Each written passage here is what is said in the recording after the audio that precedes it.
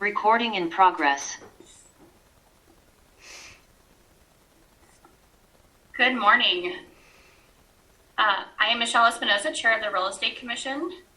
Could you please take roll call, Director Waters? I'm sorry. Okay. Michelle Espinoza. Here. Kim Rediker. Here. Joe Chang. Here. Graham Kaltenbach. Here. You have a quorum. Thank you. Today is Tuesday, April 5th, 2022. It is now 9 a.m. The Colorado Real Estate Commission has the authority to promulgate real estate forms for current use by the real estate brokers pursuant to Section 12-10-403 CRS. These forms are referred to as Commission-approved forms. The purpose of this hearing is to hear oral testimony and accept written submissions relating to the proposed modifications to the Commission-approved closing statement form. In addition to my fellow commissioners, here with me today are Director Waters, Deputy Director Turner, and Senior Advisor Lutz from Division of Real Estate, Angela Little from the Attorney General's Office, and Kent Levine and Damian Cox from the Forms Committee. The public record will consist of all testimony and any written information submitted within the allowable time frame. In addition to the public comments today, the Commission will review any written materials to make final decision on the proposed modifications. The public record will close at the end of this hearing. Let's now have Director Waters explain the proposed modifications to the Commission-approved closing statement form. So, Commissioners, to give you a little bit of background, currently moving through the legislature is House Bill 22-1036, and this is a bill that would require you all to engage in rulemaking to modify your forms to clarify whether the consumer is getting a survey or an improvement location certificate. And typically, we try to avoid any legislation that really modifies the language of your forms, just because anytime we make changes to the forms, we identify kind of unintended consequences where they don't work the way that it's kind of perceived that they would work. So as a compromise, what we did was we made a modification or a proposed modification to your closing statement that basically just separates out a survey from an improvement location certificate. The reason that they were running House Bill 1036 is because a lot of consumers apparently are pretty confused about whether they got a survey or an ILC. And after they close on a property and then go to install a fence or something, the local county agency or municipality is requiring them to have a survey, and they produce an improvement location certificate and get the rude awakening of, no, you don't have you're going to have to get a survey. So we've modified the form. And basically what I have been told by the bill sponsors and the representatives is if the commission adopts the modifications to this form, I will then notify Dora's lobbyist and they will move to postpone that bill indefinitely. So the bill will die. Thank you for that explanation. At this time, we will start the testimony phase of the hearing. Each speaker will have 3 minutes to speak. Please speak clearly and slowly for the recording. Please state your full name and identify the name of the organization you are representing, if applicable. Finally, please limit your testimony to only the proposed modifications and do not duplicate testimony. Should the Commission or any of its representatives have a question regarding your testimony, we will ask when you have finished your testimony. If you desire to provide testimony, please raise your virtual hand so the division staff know who to call on. Eric, will you announce the names if there's anybody wanting to speak?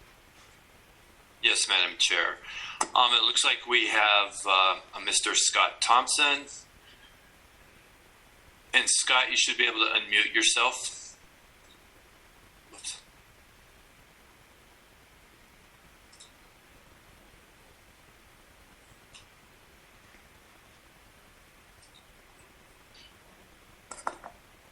Scott, you're not unmuted. You should be able to look at, oh, there you go. Okay, I'm sorry. My name is Scott Thompson. I'm the Mesa County Surveyor. I kind of got this started a couple of years ago because once I became in office, the number of people that show up at my office with an issue and tell them they need a survey, and an amazing number of times people say, I got it surveyed when I bought the property, and 99% of the time it turns out that what they got was an improvement location certificate, which does not establish the boundaries of a property. It doesn't fulfill their need for a survey, and so we thought if we just get improvement location certificate on there, it seems these people just remember what they paid for at closing. They remember they got a survey. They forget what they contracted for. We're just trying to be transparent and let them know up front, and so that I and other surveyors don't have to keep explaining to them they didn't really get a survey when they got the improvement location certificate. So we would appreciate this addition to the form very much. Thank you.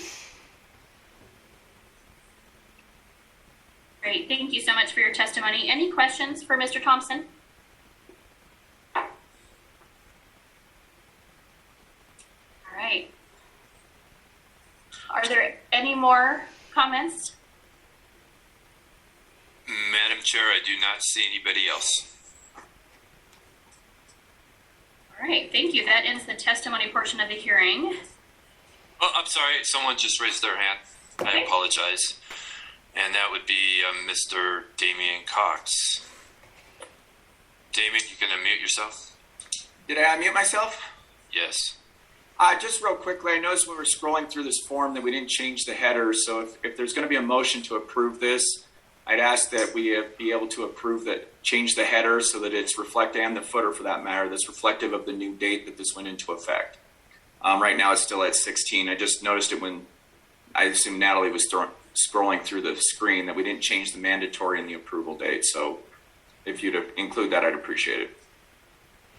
Okay. Thank you. Anything else from the public, Eric? Nope, that's it. There's no one else. All right, wonderful. We will now consider the proposed form modifications. Do I have a motion concerning the adoption of the proposed modifications to the commission approved closing statement form, including the approval to change the header and footer? So moved. Thank you. Kim, do we have a second? Second. Thank you. It is moved and seconded that the proposed modifications to the commission approved closing statement form be adopted with the added approval to change the header and footer. Any further discussion? All those in favor? Aye. Aye. Aye. Any opposed? Motion carries. This concludes the hearing. Thank you, everybody.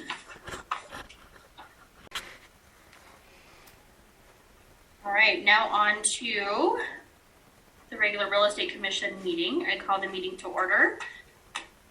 Marcia, I believe we need to do another roll call. Michelle Espinoza, Here. Graham Kaltenbach,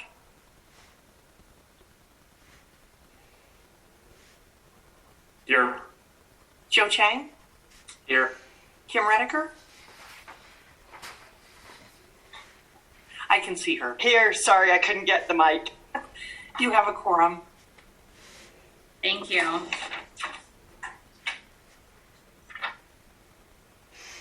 right. Looks like we have approval of the February 1st, 2022 Real Estate Commission meeting minutes. All in favor? Aye. Aye. Aye. Any opposed? Madam Chair, if we could do motions and seconds, please. Thank you. I move to approve the minutes of the February 1st, 2022 Real Estate Commission meeting. Do we have a second? A second. Thank you, Joe. All right. Any discussion? Again, sorry. All in favor? Aye. Aye. Any opposed? Motion passes. Public presentation of issues not on today's meeting agenda. So if anybody from the public would like to address the commission, you should be able to click the raise hand icon.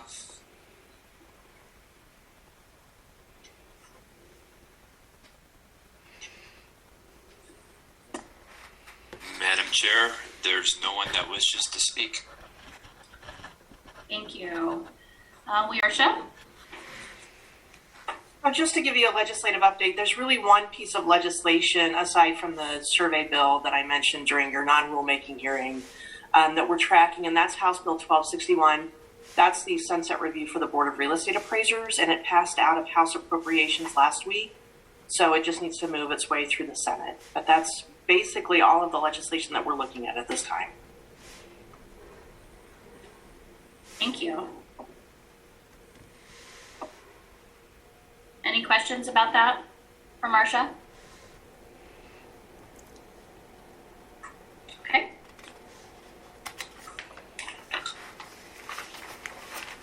Gary will be managing the task force portion. Good morning, Commissioners. Morning. In your packet, there is the 2022 CREC Education Task Force members, and every year we ask you to review and confirm this group. We have a really good, diverse group this year, and what they work on is mainly the annual commission update course that we'll be working on for 2023, as well as other education matters that may come before us at the division, or to review some policies or come up with ideas to help make education better for the brokers in our state. So as you can see, we've got quite a good diverse group. We have some real estate school members on there. We've got an attorney. We've got employing brokers and instructors. We've got car on there. We've got property management broker. We have a commercial broker, a lot of trainers, and then we have two really good investigators. We have Yvette and Paul, who are on the link with us today, and then AJ, our education specialist, and myself. So we're asking you to confirm this for us so we can go do our work and make education better for all the brokers. Great. Thank you, Gary. Marcia, do we need to make a motion to approve this? Yes, please. Do we have a motion to approve the 2022 CREC Education Task Force members as presented? I motion to approve the 2022 CREC Education Task Force members as presented. Thank you, Joe. Do we have a second? Second. Oh, go ahead, Graham.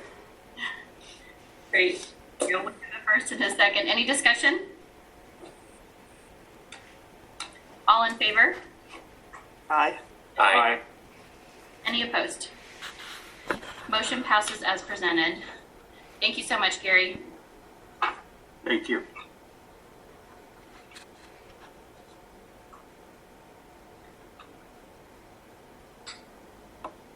And then, Commissioners, is there anything that you'd like on your agenda for the next meeting?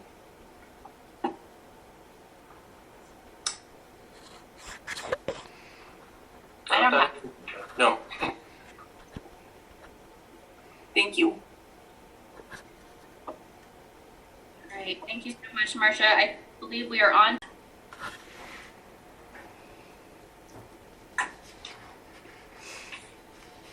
Commissioners. So, investigative matter A, this is complaint or audit number X 2021-132. This is a stipulation audit wherein the broker was previously disciplined for brokerage relationship disclosures and acting as a transaction broker in sales transactions for his father. Although the respondent is no longer acting as a transaction broker when his father is a seller, it appears that he's not providing a broker's disclosure to buyer to the respective customer on the purchasing side. Additionally, the respondent sent emails to these respective customers stating that he will still treat them as a transaction broker despite them officially being customers. Possible violations include 12-10-2171M, violation of any commission rule, 12-10-2171Q, unworthy incompetent practice, and Rule 6.5, brokerage relationship disclosures in writing. Recommended disciplinary action includes diversion, coursework in brokerage relationships, coursework in ethics, coursework in legal issues, and Auditor Betsy Meredith is here to answer any questions you may have. Good morning. Good morning. Morning.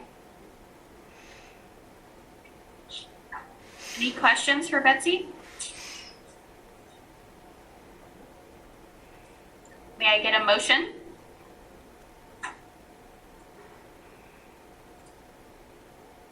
I move to approve the, sorry, I'm having trouble finding this on my computer. I move to approve the staff recommendation for discipline in this matter of diversion, coursework in brokerage relationships, coursework in ethics, and coursework in legal issues. Thank you, Kim. Do we have a second? Second. Thank you. Any further discussion?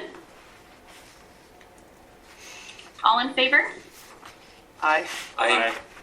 Any opposed? Motion passes as presented. Your next item is investigative matter B. This is audit number X 2021-106. This was a routine audit which identified that the broker was holding rent revenues belonging to property management clients in a non-escrow bank account. Also, the security deposit escrow account was not properly titled. Ledgers for individual security deposits were not properly maintained, and monthly reconciliations of the bank statements, general journals, and individual ledgers were not correctly performed. Additionally, some security deposits had not been transferred out of the non-escrow rental bank account into the security deposit escrow account.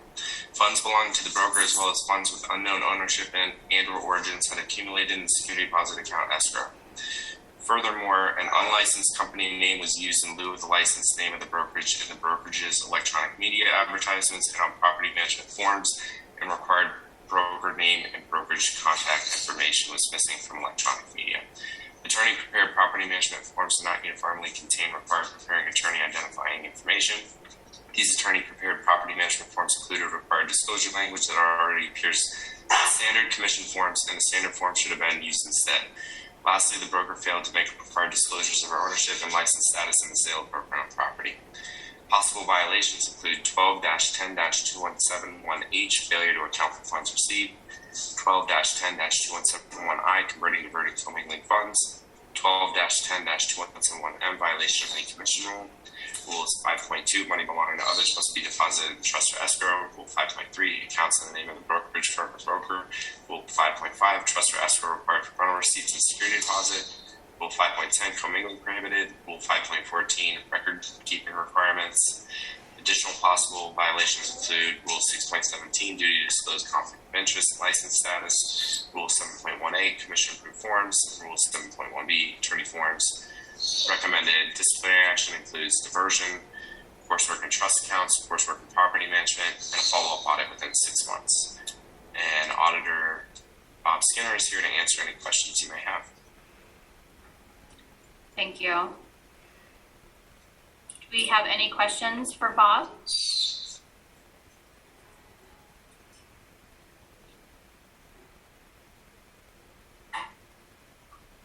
Hearing none, may I get a motion?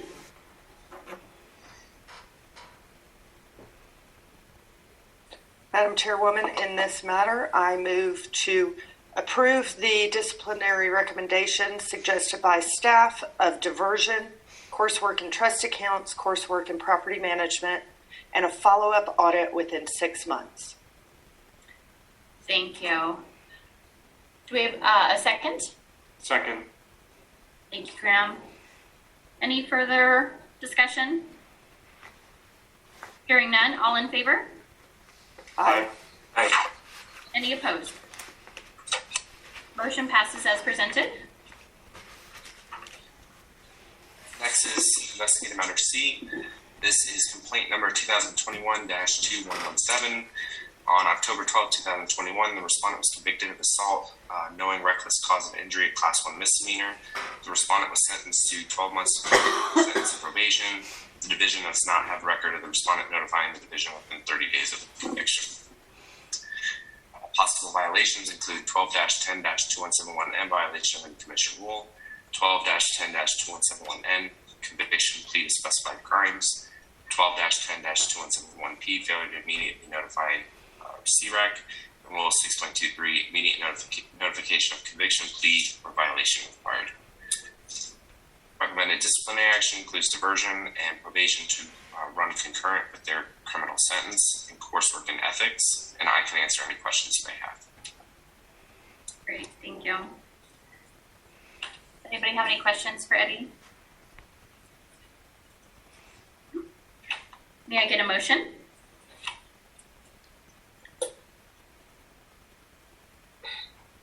In complaint 2021-2117, I motion to approve staff's disciplinary recommendations of diversion, coursework in ethics, and probation that's concurrent with the criminal sentence. Thank you. Second. Thank you, Kim. Any further discussion? Hearing none, motion, all in favor? Aye. Aye. Any opposed? Motion passes as presented. And next is investigative matter D. This is complaint number 2021-1407. On August 11, 2021, complaint number 2021-1407 was filed against the respondent, primarily alleging that the respondent owes the complainant approximately $68,000 in net rental proceeds that the respondent failed to remit from March 2021 to July 2021 for 9 rental properties previously managed by the respondent.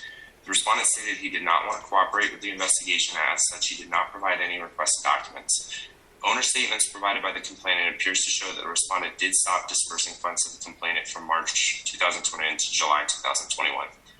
Subpoena bank records also indicate that from October 2020 to October 2021, the respondent transferred approximately $790,000 from the rental account holding money belonging to others into personal accounts of the respondent, which in part include approximately $222,000 of funds transferred from the account holding security deposits. It is unclear what the respondent's actual account liabilities are, as he refused to provide any account reconciliation information or account ledgers. Lastly, emails between the respondent and the complainant appear to show that the respondent admits he owes money to the complainant, including an email from January 2022 stating that he was going to transfer the complainant $30,000. As of March 15, 2022, the complainant stated that the respondent has returned $15,000 of the $68,000 and that his attorney will be filing a civil complaint this week against the respondent. Possible violations include 12-10-2171H, failure to account for funds received, 12-10-2171I, diverting to omitting funds, 12-10-2171M, violation of any commission rule, 12-10-2171Q, unworthy and incompetent practice, 12-10-2171W, dishonest dealing. Rules 5.2, money belonging to others must be deposited in trust or escrow. Rule 5.9, diversion conversion prohibited. Rule 5.10, commingling prohibited. Rule 5.21, production of documents and records. Rule 6.25, must submit written response to complaint. Recommended disciplinary action includes a final agency order, public censure, revocation, a fine of $22,500, and a referral to criminal law enforcement. And Investigator Marcy Rivera is here to answer any questions you may have. Thank you. Does anybody have any questions? I just have a comment. I want to say thank you to the investigator for doing a very excellent job of detailed, concise information to the Real Estate Commission so that we can make a fair judgment in this case. And with that said, I would like to move that we adopt the staff recommendation of discipline of final agency order, public censure, revocation, a fine of $22,500, and referring this respondent to criminal law enforcement. Thank you, Kim. Do we have a second? Second. Thank you. Any further discussion? Hearing none. All in favor? Aye. Aye. Any opposed? Motion passes as presented.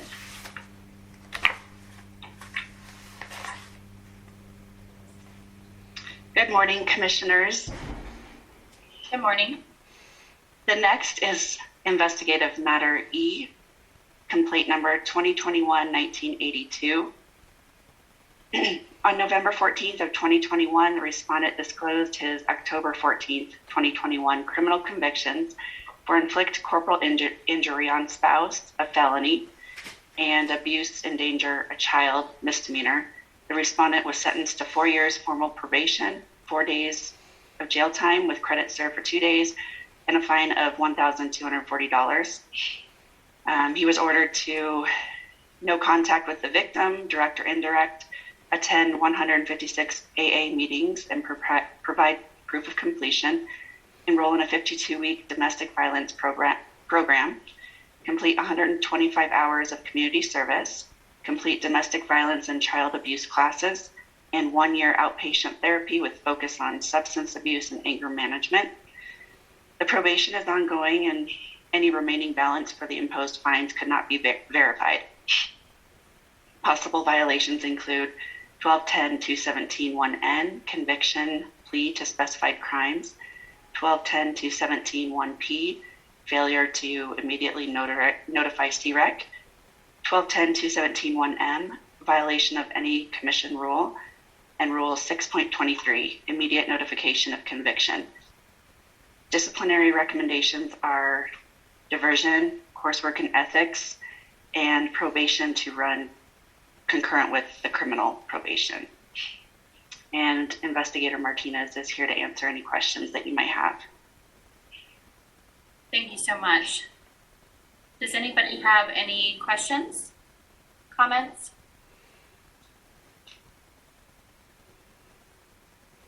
Seeing none, may I get a motion?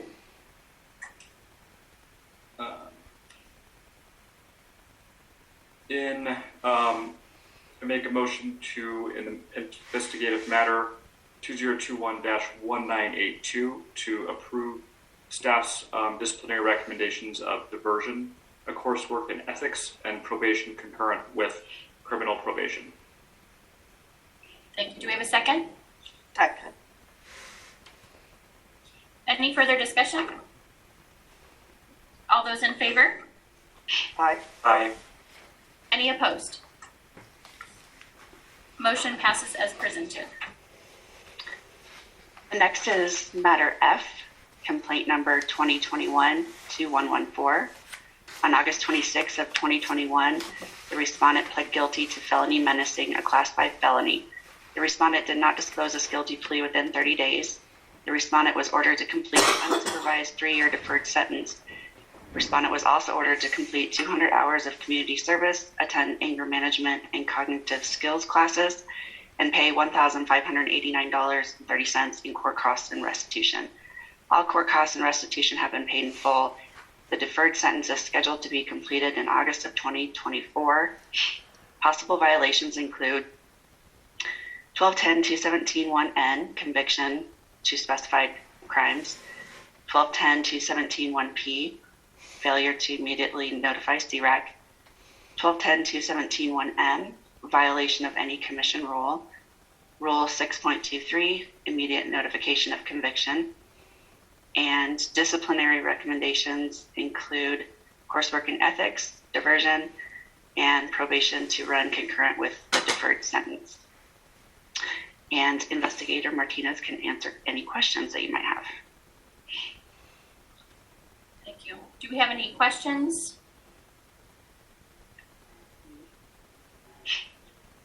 Seeing none, may I get a motion? In complaint 2021-2114, I motion to approve staff disciplinary recommendations of diversion, coursework in ethics, and probation that's concurrent with the deferred sentence. Do we have a second? Second. All in favor? Aye. Aye. Any opposed? Motion passes as presented. Commissioners, the next 3 matters are related, matters G, H, and I. So I will read them all together before you discuss them, if that's okay with you. Yeah. Okay. Matter G is complaint 2021-904. The complainant is an owner of an investment property located in an HOA development. The respondent resides in the development, is the HOA president of the development, and is a licensed real estate broker. The complainant alleges a potential buyer backed out of the purchase after speaking with the respondent regarding short-term rentals in the HOA. The complainant alleges that the respondent provided her potential buyer with false and inaccurate information concerning short-term rentals because of his personal dislike of them and his agenda to ban them within the development. The complainant believes this resulted in the loss of the sale of her property. And now I'm going to read investigative matter H, complaint number 2021-2096. Again, the complainant is an owner of an investment property located in an HOA development. The respondent resides in the development, is the HOA president of the development, and is a licensed real estate broker. The complainant alleges that the respondent is interfering and causing a major negative impact on his ability to sell his property. The complainant alleges that the respondent is contacting real estate brokers and potential buyers, providing false and inaccurate information concerning short-term rentals because of his personal agenda to ban them in the development. The complainant believes this resulted in the delay of the sale of his property. And now I'm going to read matter I, 2021-2133. The complainant and investment partners purchased a property located in an HOA development. The respondent resides in the development, is the HOA president of the development, and is a licensed real estate broker. The complainant alleges that when the respondent was contacted for information about short-term rentals in the HOA, he provided incomplete or inaccurate information. That information was pertinent in the complainant's decision to move forward and purchase the property. After the closing took place, it was discovered that the respondent had provided contrary information about short-term rentals to other buyers. The complainant would not have purchased the property if the contrary information had been provided. And we did not necessarily see a violation, but we wanted to run it by you and have you discuss and maybe ask any questions. Investigator Gabardi is here if you have any questions about those three. Great, thank you. This was a lot of information. So, let's open it up to comments and questions. So I do have a comment and a question. I agree. I sympathize with the complainants. However, I didn't see a true violation of license law or commission rule here. And it's complicated because, the respondent is the HOA president. But that leads to my question of, in general, is there a statute or rule that addresses interference of a transaction when that licensee is not a party or a principal to that transaction? I was just curious because it's not sign crossing. Again, I'm not really speaking to this, to these complaints specifically, but is there anything that talks about interference of a licensee with a transaction?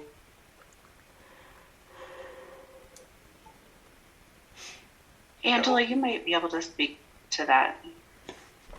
Yeah, so commissioners, to answer Commissioner Chang's question, there is civil law that would apply to these transactions, and there are certain civil causes of action that may apply to these facts.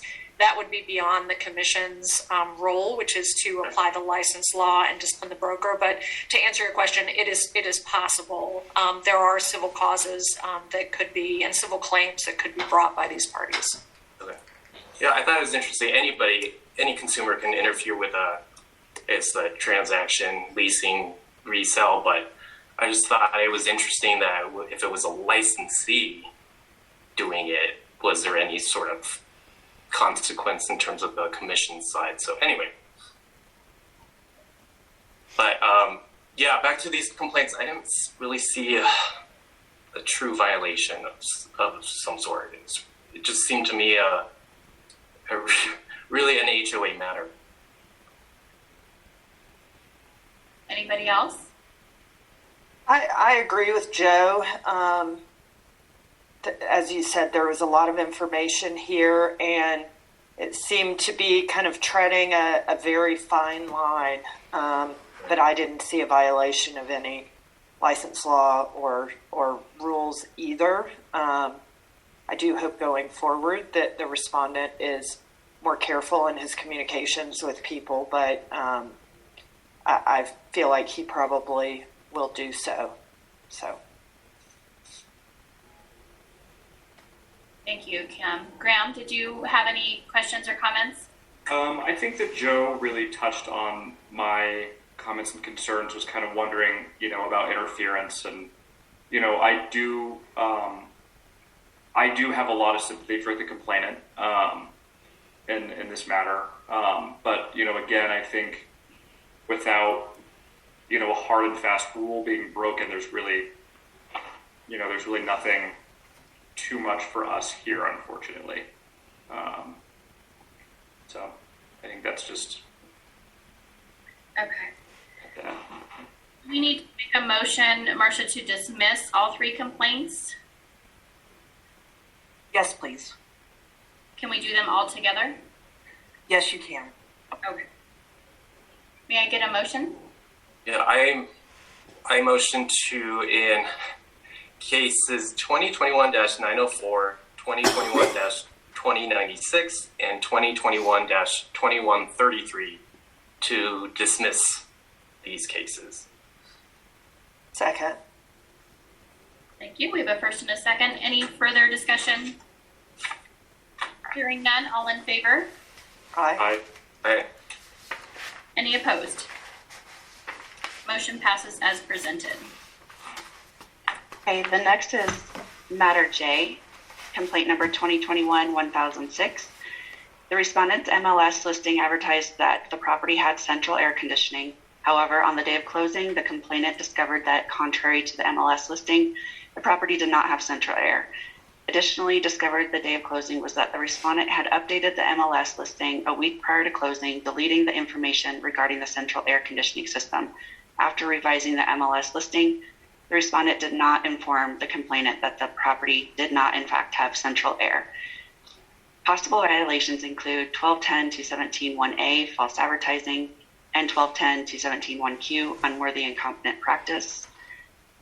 Disciplinary recommendations include a coursework in ethics and diversion. And Investigator Gabarty can answer any questions for you. All right. Does anybody have any comments on this matter? I do, and I don't know.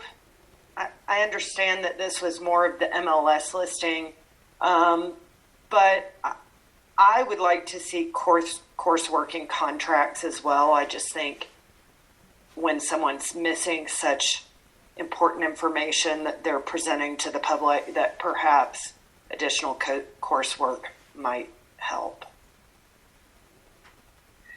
I thought this honestly was a little too light, especially because I believe I read that her role, she's an employee broker. And I don't really felt like she took responsibility for the mistake as someone who is an employee broker. And I believe she has quite a few people underneath her. I don't think she took it very seriously. And that bothers me a bit. So I don't have the actual file in front of me, but I believe she's an employee broker. Is that correct, Yvette? Correct. That's correct. And she has quite a few people underneath her. 579. So I don't know. Anybody else's thoughts? That's a very good point, Michelle. I didn't even see that she was an employee broker. So I would agree. I would think that the discipline seems a bit too light. Michelle, I agree with you. I mean, what do you think would be more appropriate here? Well, I definitely think, I know that we're not doing fines as much currently, but I definitely think more coursework. Not sure exactly what that looks like, but I think diversion in just one class is way too light for her, especially she didn't want to pay or even help pay for, the $500, what is that? That's nothing compared to central air conditioning. So, I don't know, can we discuss it? You guys are brokers out there. What do you, I'm not sure if contracts really would do anything, because in regards to specific central air conditioning, it's not really written into a contract. It's really just part of the MLS.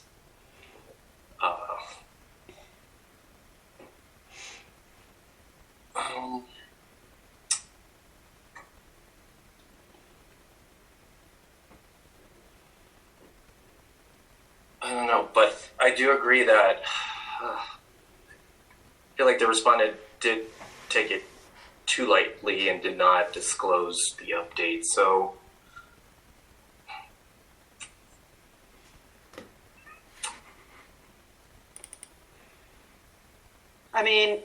do any of y'all think that this rises to the level of public censure?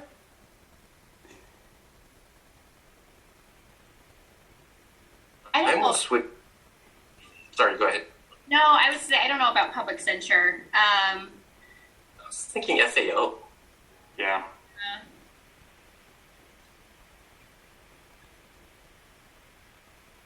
Is there, I'm trying to think of other coursework that may be applicable. Is there someone from staff that may be able to have a recommendation on what would be applicable more in this area?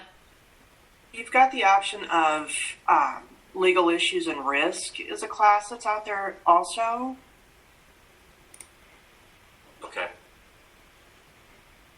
Is there a way, can we defer to staff on adding a coursework on what they feel would be appropriate? Is that something we can do, or do we have to specifically name a course? If you want to give us kind of the discretion to find something that would be applicable, we can do that. Like if we gave hours, like 6 hours of legal or something like that, or relationship, something of that nature, like if that's something we could do? Yes, you could do that. Okay. Would it be better for us to take this up again at the next meeting? Or would it just be better for us to just give the discretion, in your opinion?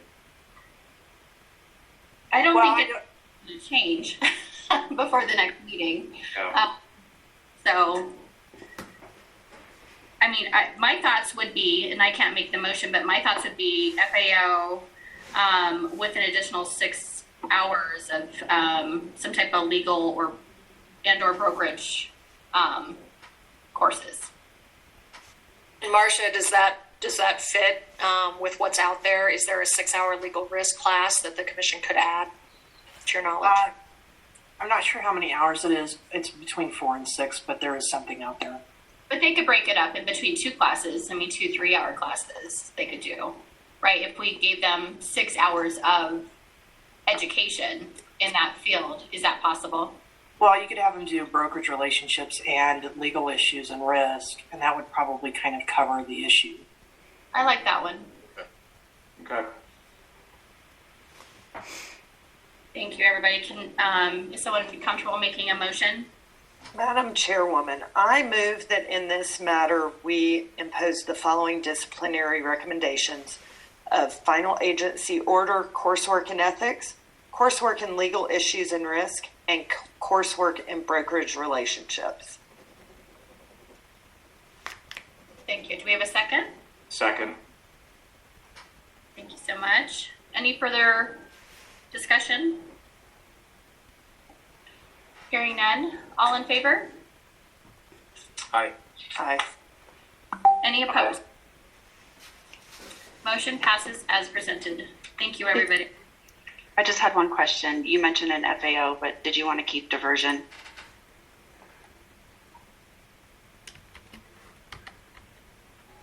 You can't have diversion and an FAO, so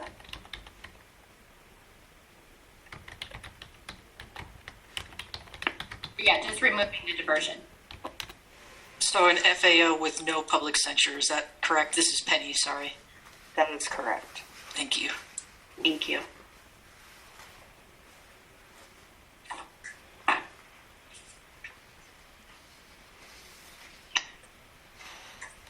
Okay. The next one is Commission Matter K, Complaint 2021-592. The complainant was the seller of the subject property. The respondent represented the buyer as the buyer's agent in the purchase of the property.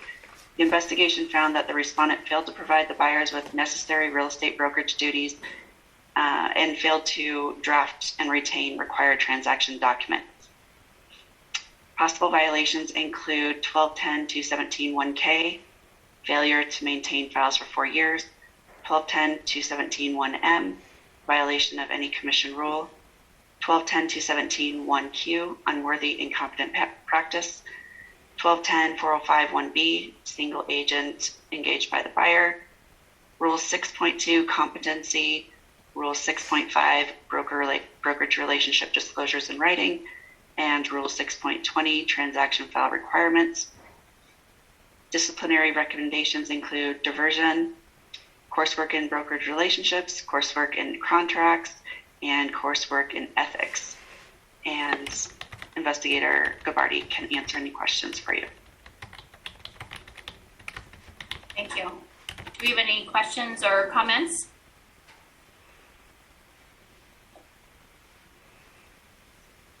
Hearing none, may I get a motion? In this matter of complaint 2021-592, I move to adopt staff's disciplinary recommendations of a diversion, coursework in brokerage relationships, contracts, and ethics. Thank you. Do we have a second? Second. Any further discussion? All in favor? Aye. Aye. Aye. Any opposed? Motion passes as presented.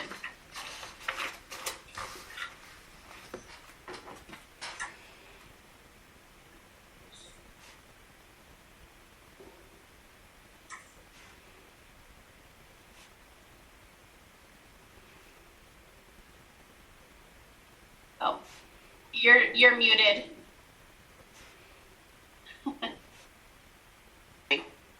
Thank you. All right, Commission Matter L is complaint number 2021-1057.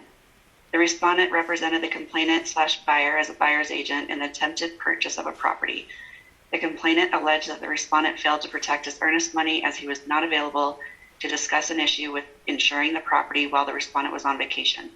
The respondent acknowledged that he did not discuss the waiver of the property insurance termination deadline with the buyer, who then ultimately lost the earnest money due to terminating for the inability to insure the property. The investigation additionally discovered that brokerage relationship disclosures were not provided to the buyers within the proper time frame.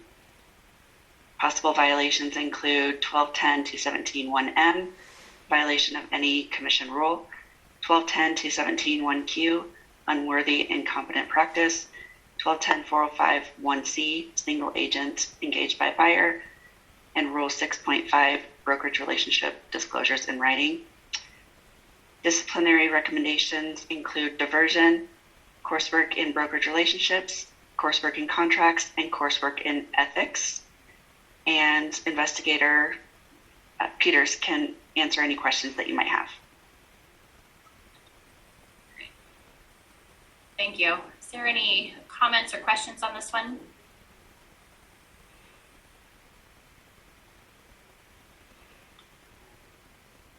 I do have one comment. It's very interesting how he lied about the managing broker being present at the presentation.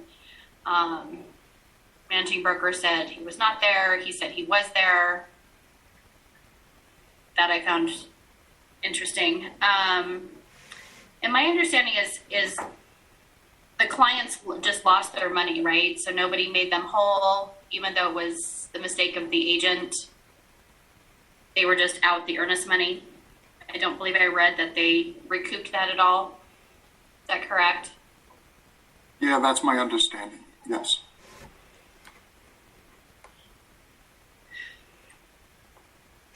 That bothers me. I agree, Michelle. I feel like the discipline is it's too light in this instance, especially with the buyer losing the earnest money. I have a question for maybe Marcia, but I know further down in some of our cases we get into something I haven't seen before, where it comes to a fine and what is happening with that fine. Is that something that can be applied in this case? If you'd like to do that, you can. The important thing to keep in mind is the commission only has the authority to impose fines. But if the respondent instead volunteers to pay restitution, then the real estate commission can give us the discretion to basically waive those fines at that point. It just bothers me that these people are out their money, and it does not seem to be something on their doing, just because they changed their mind, or whatever. It does ultimately look like it was because of the actions of the respondent.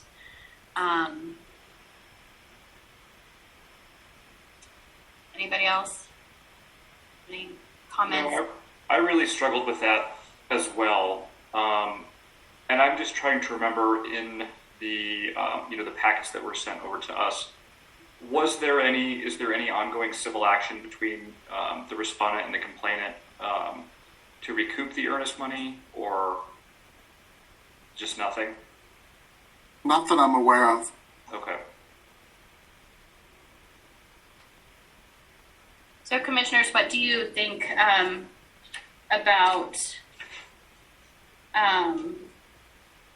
going for a fine and giving the commission settlement authority for that if they pay restitution, kind of like we're seeing in our later cases this morning?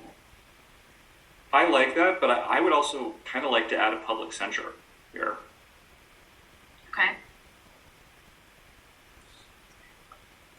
Do we have a motion then?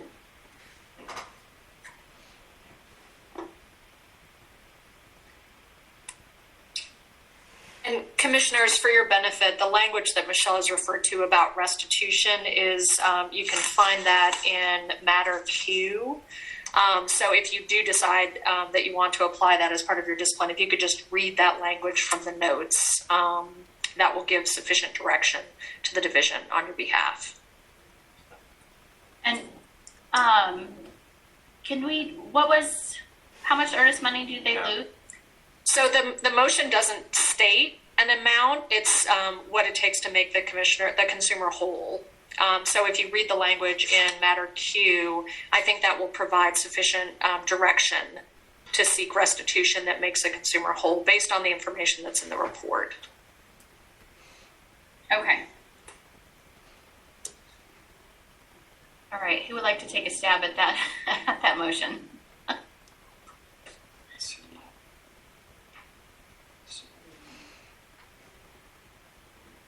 Would we have to change the discipline of diversion to a FAO with public censure, or is public censure on? Yes, we would have to change it. Okay.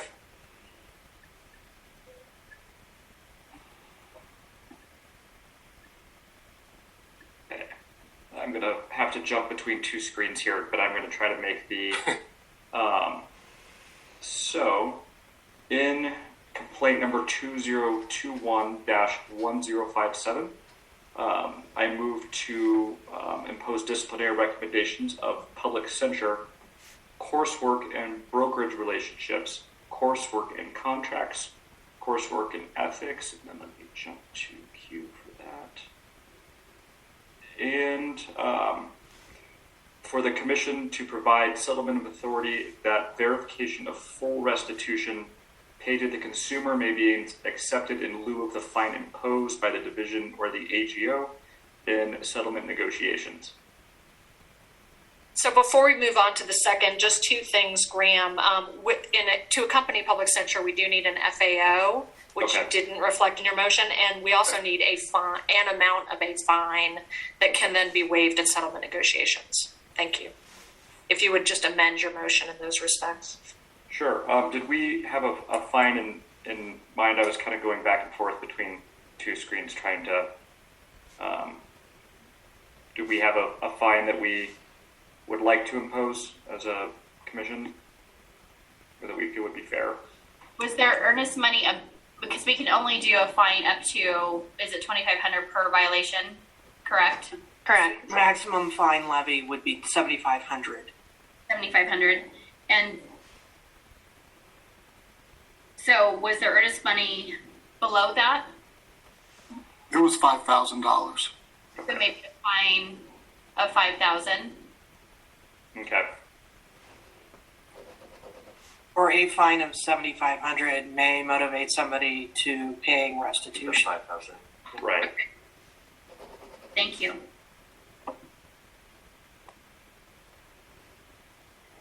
Let me do this here. Okay, so in the matter of complaint 2021-1057, I move that we adopt the disciplinary recommendations of a final agency order, a public censure, a fine of $7,500, and let's see here, coursework in brokerage administration, coursework in contracts, and coursework in ethics. And the commission provides settlement authority that verification of full restitution paid to the consumer may be accepted in lieu of the fine imposed by the division or the AGO in settlement negotiations. Thank you. Do we have a second? Second. Yep. Thank you so much, Graham, for working that out. Any further discussion? All in favor? Aye. Aye. Aye. Any opposed? Motion passes as presented. The next is matter M, complaint number 2021-681. The complainant purchased a home owned, occupied, and listed by the respondent.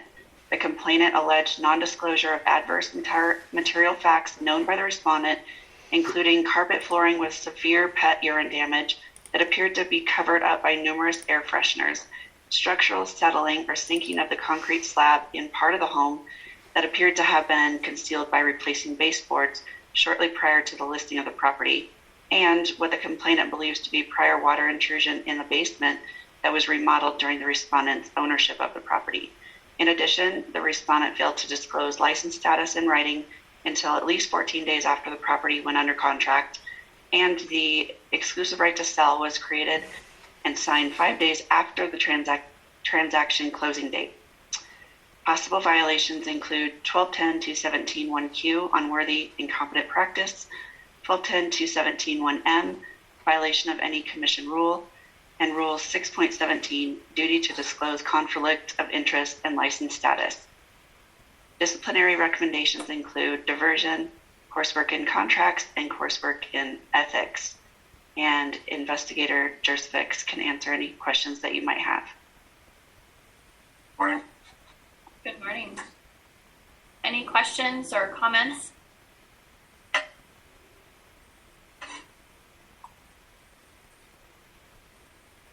Hearing none, may I get a motion? I move to adopt the disciplinary recommendations suggested by staff of diversion, coursework in contracts, coursework in ethics. You have a second? Second. Thank you. Any further discussion? All those in favor? Aye. Aye. Any opposed? Motion passes as presented. Matter N is complaint number 2021-944.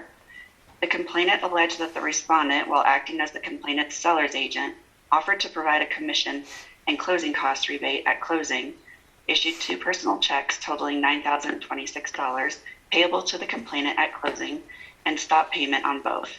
The investigation also found contract deficiencies, an incomplete transaction file, and that the respondent had submitted an offer on a property on behalf of the complainant without an executed brokerage contract.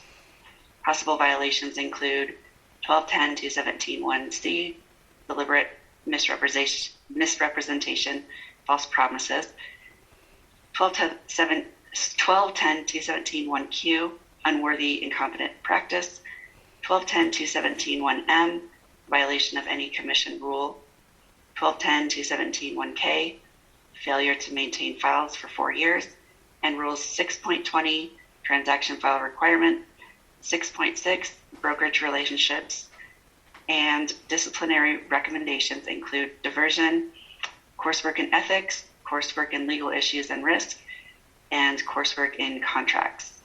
And Investigator Derspix is here to answer any questions.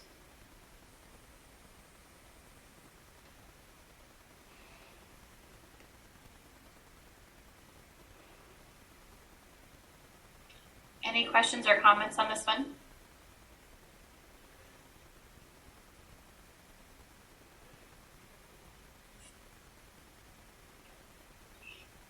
Can you tell me, is the complainant going after the respondent civilly for those checks? Yes, I'm afraid I don't have an answer to that. As I understand it, he was offered to be reimbursed by the actual brokerage, but for whichever reason, he did not take them up on that due to basically needing to sign like a legal release document that he did not feel comfortable signing at the time. Okay. Thank you.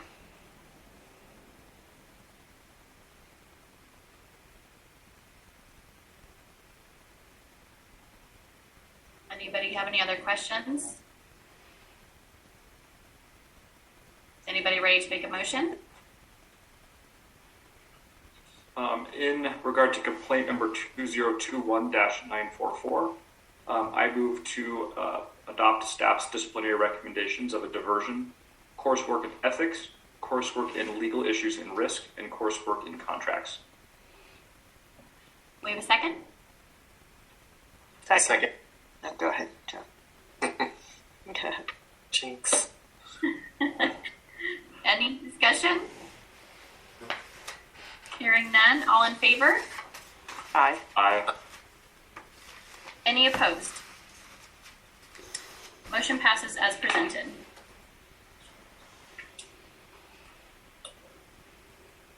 Right. Matter O is 2 complaint numbers, complaint number 2021-179 and 2021-1128. For complaint number 2021-179, the complainant alleges that the respondent failed to execute rental agreements, failed to provide monthly statements, failed to forward rental proceeds, failed to pay utility bills, and failed to provide tax documents in a timely manner. CREC alleges that the respondent diverted funds and failed to provide a written response to the complaint or provide requested documents. For complaint 2021-1128, the complainant alleges that the respondent failed to provide rental proceeds, leases, and the security deposit after she terminated their management agreement. And CREC alleges that the respondent failed to provide a written response to the complaint or provide requested documents. Possible violations are 1210-217-1H, 1210-217-1I, 1210-217-1M, 1210-217-1Q, 1210-217-1W, Rule 5.15A, 5.21, 6.25A2, and Rule 5.9. The disciplinary recommendation is revocation with a final agency order, public censure, a fine of $20,000, and a referral to criminal law enforcement. And Investigator Riquet is here to answer any questions you may have. Good morning. Good morning. Morning. All right, any questions or comments? No? Hearing none, may I get a motion? In complaint 2021-179 and 2021-1128, I motion to accept staff recommendations of final agency order, public censure, revocation, fine of $20,000, and a referral of the respondent to criminal law enforcement. We have a second. Thank you, Kim. Any further discussion? Hearing none. All those in favor?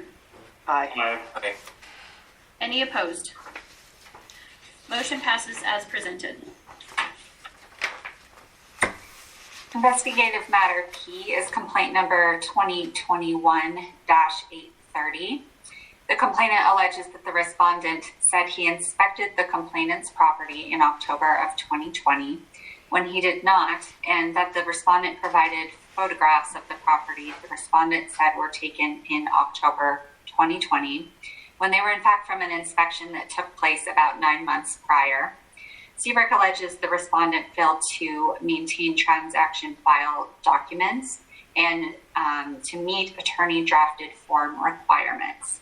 Possible violations are 1210-217-1M, 1210-217-1Q, 1210-217-1A, and Rule 6.20 and Rule 7.1B.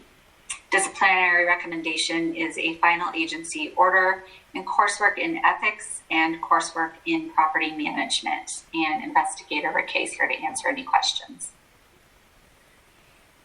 Thank you. Any questions or comments? Hearing none, may I get a motion? In regards to complaint number 2021-830, I move to approve staff's disciplinary recommendations of the final agency order, coursework in ethics, and coursework in property management. A second? Second. Any further discussion? All those in favor? Aye. Aye. Aye. Any opposed? Motion passes as presented. Commission matter Q is complaint number 2021-907. The respondent is the employing broker to the licensee respondent in case 2020-975. This respondent was asked to provide a detailed explanation of his supervision of the licensee, who at the time of listing had under 2 years experience as a real estate broker. The investigation addressed the potential license law violations that the respondent failed to provide assistance in preparing contracts, monitor the transaction from contracting to closing, review documents with the licensee in preparation for closing, and attend the closing with the licensee. The investigation also addressed the potential license law violation that respondent, through the brokerage's affiliated renovation company, obtained undisclosed markups for work completed on the complainant's property. Possible violations are 1210-217-1M, 1210-217-1R, Rule 5.17, and Rule 6.3D. The disciplinary recommendation is a final agency order, a fine of $7,500, coursework in brokerage administration, coursework in ethics, and then as you're discussing before, on this one, you can vote to provide settlement authority that verification of full restitution paid to the consumer may be accepted in lieu of the fine imposed by the division or the AGO in settlement negotiations. And Investigator Deanie's Wright is here to answer any questions. Thank you. Any questions or comments?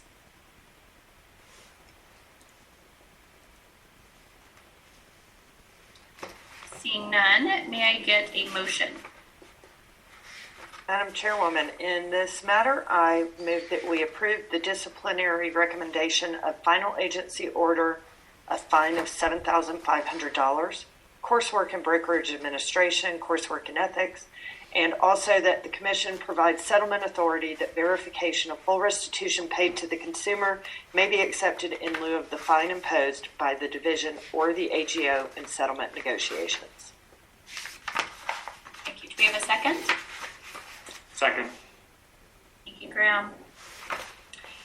Any further discussion? All those in favor? Aye. Aye. Any opposed? Motion passes as presented. Commission Matter R is complaint number 2022-20. The respondent is the delegated supervisor to the licensee respondent in case 2020-975. This respondent was asked to provide a detailed explanation of her supervision to the licensee, who at the time of the listing had under 2 years experience as a real estate broker.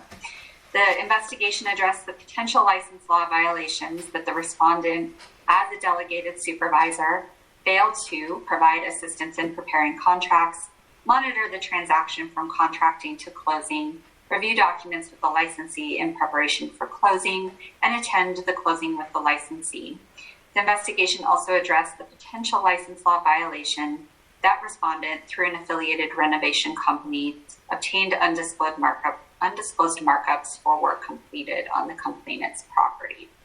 Possible violations are 1210-217-1M, 1210-217-1R, and Rule 6.3F. A disciplinary recommendation is a final agency order and coursework in brokerage administration, coursework in ethics, and coursework in legal issues and risks. And Investigator Deaney's Wright is here to answer any questions. Thank you. Comments, questions? Seeing none, may I get a motion?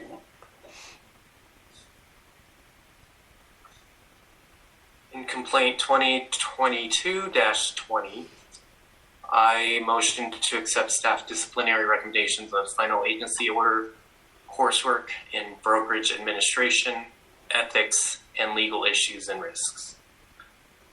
Thank you. Do we have a second? I second. Thank you, Graham. Any further discussion? All in favor? Aye. Aye. Aye. Any opposed? Motion passes as presented. Commission Matter S is complaint number 2022-21. The respondent is the delegated supervisor to the licensee respondent in case 2020-975. This respondent was asked to provide a detailed explanation of his supervision of the licensee, who at the time of listing had under 2 years experience as a real estate broker. And the investigation addressed the potential license law violations that the respondent, as a delegated supervisor, failed to provide assistance in preparing contracts, monitor the transaction from contracting to closing, review documents with the licensee in preparation for closing, and attend the closing with the licensee. Potential violations are 1210-217-1M, 1210-217-1R, Rule 6.3F, and the disciplinary recommendation is a final agency order, coursework in brokerage administration, and coursework in ethics. And Investigator Deaney's Wright is here to answer any questions. Thank you. Questions, comments? Hearing none, may I get a motion? I move that in complaint 2022-21, we move to adopt staff's disciplinary recommendations of the final agency order, coursework in brokerage administration, and coursework in ethics. Second. Thank you. Any further discussion? All those in favor? Aye. Aye. Aye. Any opposed? Motion passes. Commission matter T is complaint number 2021-1236. Respondent represented the complainant under buyer agency in his purchase of a new build home. Complainant stated that respondent promised to give him a credit for a washer and dryer, which never happened. Complainant alleged that when he pressed respondent for the credit after the closing, respondent told him that he had received other credits which negated the washer and dryer credit. Complainant also alleged that respondent failed to attend the closing. In addition to the allegations made by the complainant, this investigation will address the potential violation that respondent accepted a broker credit from the seller without disclosing the credit to the complainant. Possible violations are 1210-217-1C, 1210-217-1M, 1210-217-1Q, 1210-217-1T, 1210-405-1B, and the disciplinary recommendation is a final agency order, coursework in contracts, coursework in ethics, and coursework in brokerage relationships. And Investigator Deaney's Wright is here to answer any questions.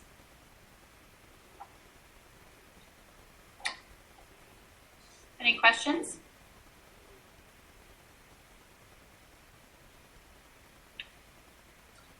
Seeing none, may I get a motion?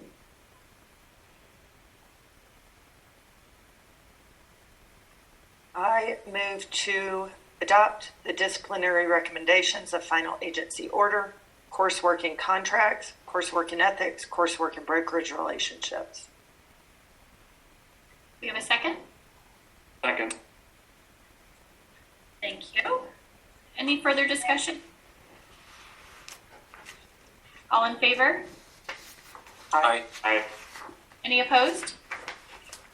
Motion passes as presented. Commission matter U is complaint number 2022-104.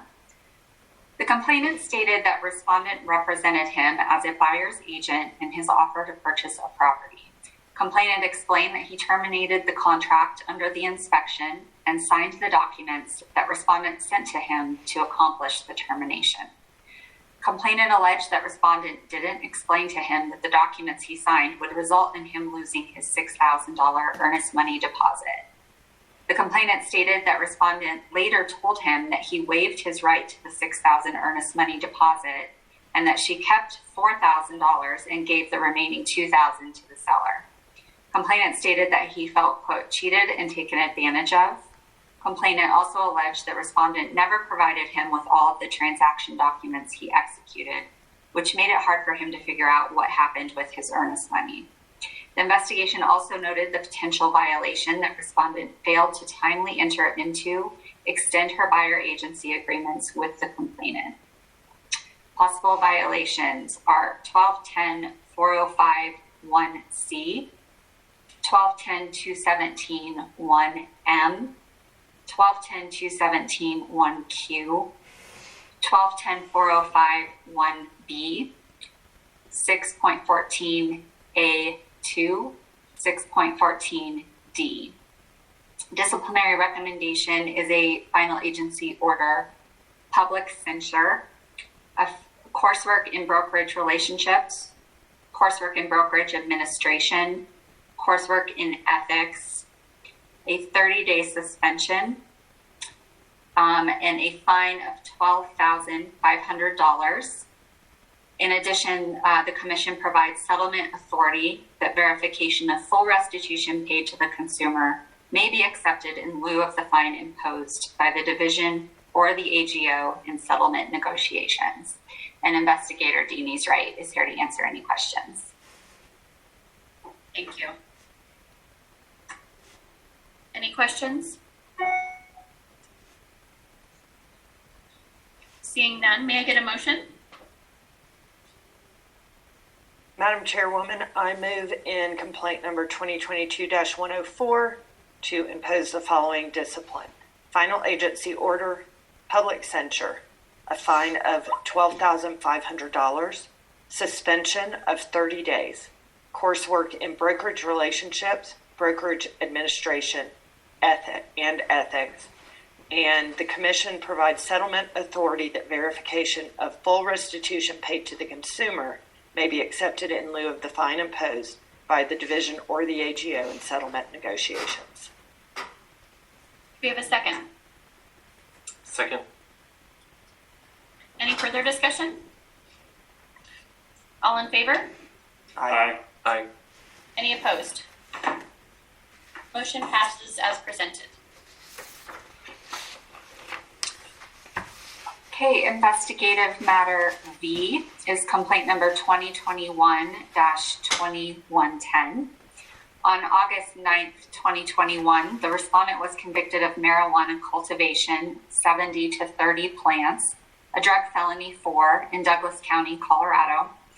The respondent received a deferred judgment and sentence that is set to expire on September 11th, 2023. The conviction was not reported to the Colorado Real Estate Commission. The respondent did not submit a complete response to the request. Possible violations are 1210-217-1N, 1210-217-1M, 1210-217-1P, and Rule 6.23. Disciplinary recommendation is diversion, coursework in ethics, and a probation until the end of the deferment period. And Investigator Levy is here to answer any questions you may have. Thank you. Any questions or comments on this one? Seeing none, may I get a motion? Complaint. Go ahead, Joe. Complaint 2021-2110. I motion to approve staff disciplinary recommendations of diversion, probation until the end of the deferment, and coursework in ethics. You have a second? Second. Thank you. Any further discussion? All those in favor? Aye. Aye. Aye. Any opposed? Motion passes as presented. Commission matter W is complaint number 2021-2216. On December 29th, 2021, the respondent self-reported discipline against his Oregon real estate license. Respondent stated the discipline was a result of an Oregon audit. The investigation revealed that the respondent was reprimanded in Oregon. Respondent was required to take 27 hours of advanced property management continuing education. The respondent's license is active in both Oregon and Colorado. The possible violation is 1210-217-1X, and the disciplinary recommendation is diversion and coursework in trust accounts. And Investigator Levy can answer any questions. Any questions or comments? Seeing none, may I get a motion? In regard to complaint 2021-2216, I move that we adopt staff's disciplinary recommendations of a diversion and coursework in trust accounts. You have a second? Second. Thank you. Any further discussion? I do just want to say, I actually appreciate that the respondent reported this to us, and seems to have done what they needed to do in Oregon to remediate their what they needed to do. So anyway, yeah, so many people don't report to us, so I appreciate this person having reported to us. I agree. I second that. It's refreshing. All those in favor? Aye. Aye. Aye. Any opposed? Motion passes as presented. Commission matter X is complaint number 2022-154. On September 14th, 2021, in Steamboat Springs, Colorado, police were dispatched to a domestic disturbance at the respondent's residence. It was reported the respondent had hit his wife and acted aggressively towards their child. The respondent pled guilty to misdemeanor assault and received a deferred judgment and sentence. Possible violation is 12-10-217-1N. The disciplinary recommendation is a diversion, coursework in ethics, and probation, which will be concurrent with the criminal sentence. And Investigator Levy can answer any questions. Any questions or comments? Seeing none, may I get a motion? Madam Chairwoman, I move to adopt the disciplinary recommendation of diversion, coursework in ethics, and probation concurrent with the criminal sentence. Is there a second? Second. Any further discussion? All those in favor? Aye. Aye. Any opposed? Motion passes as presented. Commission matter Y is complaint number 2021-1134. The respondent's ex-husband filed a complaint alerting the Division of Real Estate that the respondent had misused her notary seal and forged her name. On September 14th, 2021, the respondent was convicted of official misconduct of a notary. The respondent admitted that she had signed her then husband's name to a quitclaim deed and had notarized the deed as well. Possible violation is 12-10-217-1W. The disciplinary recommendation is a final agency order, public censure, revocation, and a fine of $2,500. And Investigator Levy can answer any questions. Any questions or comments on this case? May I get a motion? Madam Chairwoman, I move that we adopt the disciplinary recommendation of final agency order, public censure, revocation, and a fine of $2,500. We have a second? Second. Thank you, Graham. Any further discussion? All those in favor? Aye. Aye. Aye. Any opposed? Motion passes as presented. Investigative matter Z is complaint number 2021-902. The division received a complaint alleging that the respondent, working as a buyer's agent, failed to protect the interests or follow the instructions of his client. The complainant alleged that this put her $10,000 earnest money at risk. The respondent had known the sellers previously and had been working as a seller's agent for over 1 year when he relinquished his seller agency duties and became a buyer's agent for the purchase of the seller's home.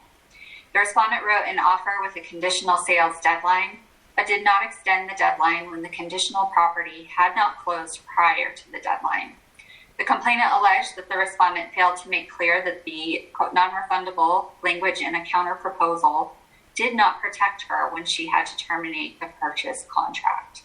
The complainant alleged that the respondent did not represent her interests when he failed to draft an earnest money release to return her earnest money.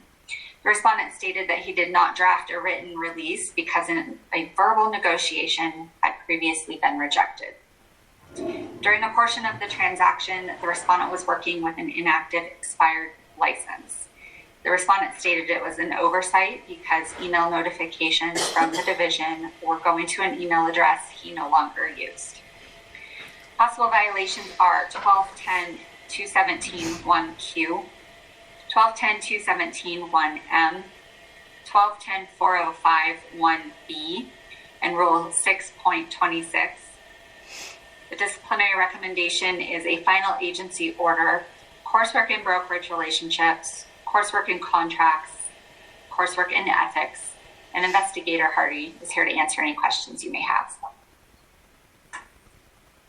Thank you. Do we have any questions or comments?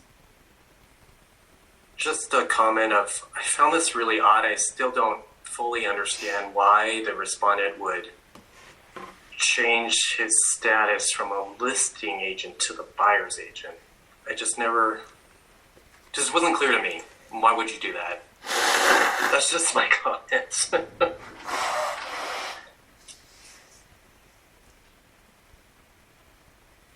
else? Do we have a motion? I motion in complaint 2021-902 to approve staff recommendations of final agency order and coursework in brokerage relationships, contracts, and in ethics. Thank you. Do I have a second? Second. Thank you, Kim. Any further discussion? I agree with you, Joe. I was very confused. I mean, if he was going to change, why didn't he just change to a transaction broker? I was very confused. Or refers the other agent, another colleague to. It's just I don't know what happened. All in favor? Aye. Aye. Aye. Any opposed? Motion passes as presented. Okay, investigative matter AA is complaint number 2021-452. The respondent had been licensed less than 1 year when he entered into a personal transaction with the seller of a residential property.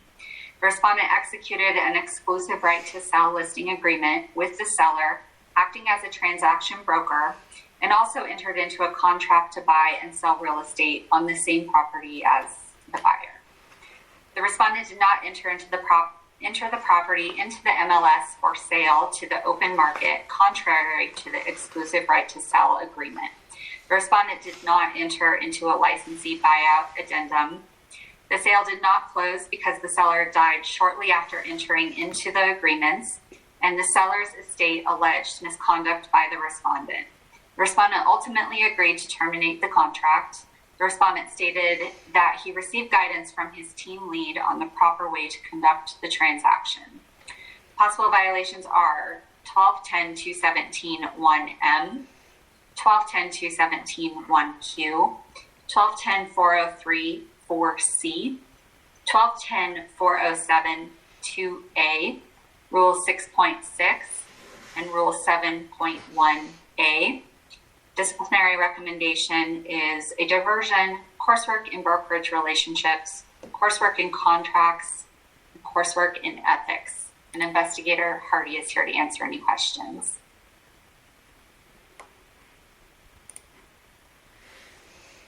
Does anybody have any questions or comments?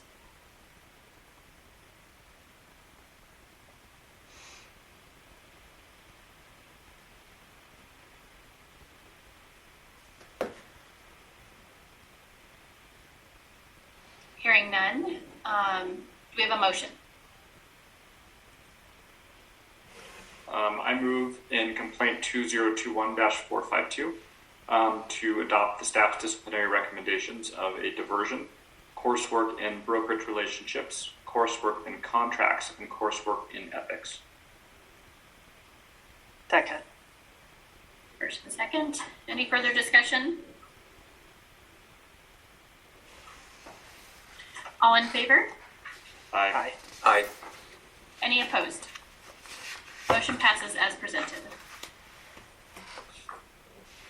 Commission matter BB is complaint number 2021-1953. The division opened the complaint in conjunction with complaint 2021-452 to investigate the supervision of an associate broker who had been licensed approximately 1 year when a complaint was filed against him for alleged misconduct.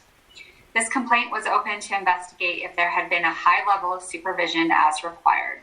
The respondent stated that he did not review contracts, did not monitor transactions from contracting to closing, and did not provide assistance in preparing contracts.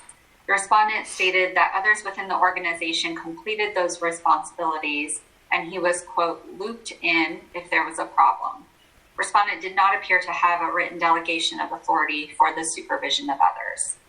Possible violations are 1210-217-1M, 1210-217-1R, 1210-217-1Q, and Rule 6.3. The disciplinary recommendation is a final agency order, public censure, coursework in brokerage administration, coursework in contracts, and a downgrade of the license to independent level. And Investigator Hardy's here to answer questions. Any questions or comments? I do have one question about the license downgrade. I just want to see if this is consistent with disciplinary action we've taken in the past in similar situations. Yeah, I would say in this situation, a downgrade is consistent. Okay. It's up to you guys how you want to downgrade. You know, we suggested independent, but it's up to you. I have to say I really appreciate the division taking these matters, especially when these newer agents are getting in trouble, and holding those accountable who should have the responsibility of these folks. So I appreciate you digging into these cases as they are appropriate. Angela, I see you're on. Did you have a comment? I just had a question for Sarah about whether she has a time limit to recommend for that license downgrade. Thank you. No, I was just going to do a downgrade. You mean that he can't upgrade for a certain amount of time? I think typically we do have some sort of time limit. It wouldn't, unless the commission wanted to impose a permanent license downgrade, we usually have some outer limit, I think, for purposes of settlement, further discussion, and the STIP. Yeah.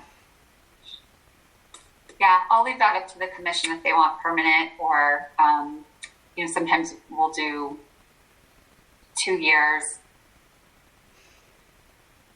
I think I've seen 2 years used quite often.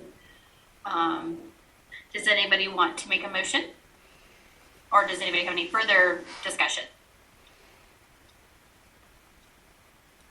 I will move in complaint number 2021-1953 to adopt staff recommendations of discipline of final agency order, public censure, coursework and brokerage administration and contracts, and a downgrade of license to independent level for a period of 2 years. Thank you. Do we have a second? Second. Any further discussion? All in favor? Aye. Aye. Aye. Any? Motion passes. Okay, commission matter CC is complaint number 2021-1879. The division opened this complaint in conjunction with complaint 2021-452 to investigate the supervision of an associate broker who had been licensed approximately 1 year when a complaint was filed against him for alleged misconduct. The associate broker stated that he received instructions from the respondent on a personal transaction. The respondent stated that she was not the responsible broker and had never signed a delegation of authority. She stated that she had never presented herself as an employing or managing broker and acted more as a sales coach. She stated that while she met with him regularly, they discussed his goals in production, but she didn't recall she gave him contractual instruction with the subject transaction. She stated that she trained the inside sales associates who initially contacted a seller, and that the CRM software they were trained to use included fields for confidential information that eventually was accessed by the associate broker. Possible violations are 1210-217-1M, 1210-217-1Q, 1210-4073C, Rule 6.7 and Rule 6.17. The disciplinary recommendation is a final agency order, coursework in brokerage administration, coursework in ethics, coursework in contracts, and for a period of 2 years that the employing broker cannot delegate authority to supervise to this licensee, and that this licensee cannot upgrade to an ER level license. And Investigator Hardy is here to answer any questions. Thanks. Thank you. Questions, comments? Yeah, Investigator Hardy, I saw noted that there were 2 owners that could have had, I guess, supervisory role. Was the other owner found to not have any, I guess, responsibility? So the new licensee didn't indicate that he had gotten instruction from the other owner. Okay. You are correct. There are 2 owners, but like I said, the new licensee didn't say that the instructions he received came from that other owner. Primarily, it's the respondent in this one. Correct. Okay.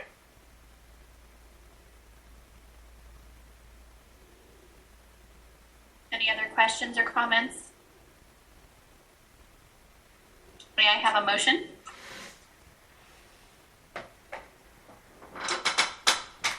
I motion in complaint 2021-1879 to accept staff recommendations of final agency order, coursework and brokerage administration, ethics, contracts, and for a period of 2 years, the employing broker cannot delegate authority to supervise, and the respondent cannot upgrade to an employing broker. We have a second? Second. Any further discussion? All in favor? Aye. Aye. Aye. Any opposed? Motion passes as presented. Commission matter DD is complaint number 2021-1638. The complainant's condo was listed for sale. The complainant was residing in his condo during the listing period. At approximately 11:30 a.m. on October 3rd, 2021, the respondent scheduled a showing for the complainant's condo. The showing was scheduled for 1:30 p.m. However, at approximately 11:30 a.m., the respondent checked out a key at the building's front desk and accessed the condo while the complainant was still home. The respondent did not have an exclusive right to buy or disclosures to buyer documents for his clients. Possible violations are 1210-217-1M, 1210-217-1Q, and Rule 6.5. A disciplinary recommendation is diversion, coursework in brokerage relationships, and coursework in ethics. And Investigator Coates is here to answer any questions you may have. Thank you. Any questions or comments on this one? Seeing none, may I get a motion? Madam Chairwoman, I move to adopt staff's disciplinary recommendation of diversion and coursework in brokerage relationships and coursework in ethics. Do you have a second? Second. Thank you, Graham. Any further discussion? All those in favor? Aye. Aye. Any opposed? Motion passes as presented. Okay, and your last complaint matter is investigative matter EE. This is audit number X 2021-115. This report is based on a routine audit opened on November 1st, 2021. The audit identified deficiencies in the areas of standard forms and record-keeping requirements of trust accounts. As of the date of this report, the respondent has provided an updated property management agreement and lease which now appear to contain the required disclosures. However, the broker has not provided compliant 3-year reconciliations for either trust account. The December 13, 2021 3-year reconciliations for the security deposit trust account continues to appear to contain a non-compliant journal, and the rental trust account shows approximately 8,000 negative ledger balances, as well as a reconciled bank statement, journal, and ledger, each with a different ending balance that do not agree to each other. Possible violations include 12-10-2171I, converting, diverting, commingling funds, 12-10-2171M, violation of any commission rule, Rules 5.9, diversion conversion prohibited, Rule 5.14, record-keeping requirements, and Rule 7.1, standard forms. Recommended disciplinary action includes a diversion, coursework and trust accounts, and a follow-up audit within 3 months. And Auditor Todd Geske is here to answer any questions you may have. Thank you. Questions, comments? Seeing none, may I get a motion? I move in complaint X 2021-115 to adopt staff's disciplinary recommendations of diversion, coursework, and trust accounts, and a follow-up audit within 3 months. Second. Thank you, Ken. Any further discussion? Hearing none, all in favor? Aye. Aye. Any opposed? Motion passes as presented. It is 10:45. Maybe this is a good time to take a quick break till 11 o'clock maybe. Commissioners, what do you think? Madam Chair, I would love to take a short break. Yes, please. I second. Let's reconvene at 11 o'clock. Okay. We are on to licensing matters. Licensing matter A is complaint number 2022-145, and this is an application. On January 2nd, 2020, the applicant pled guilty to a Class 2 misdemeanor, carrying a concealed weapon, knife, gun. The applicant was sentenced to 1 year probation and a fine of $1,184.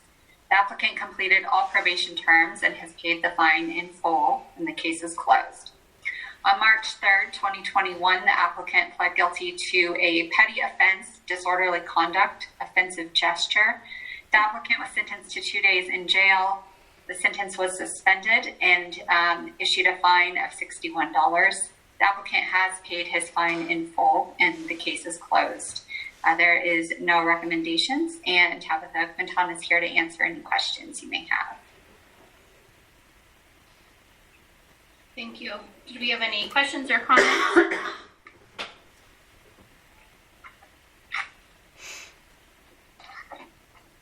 Seeing none, may I get a motion?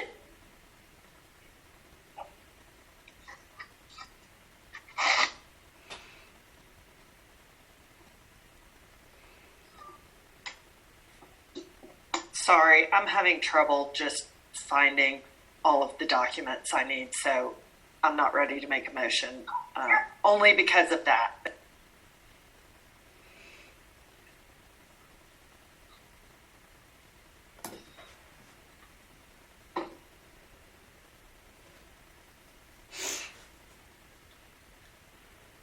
I struggle with if the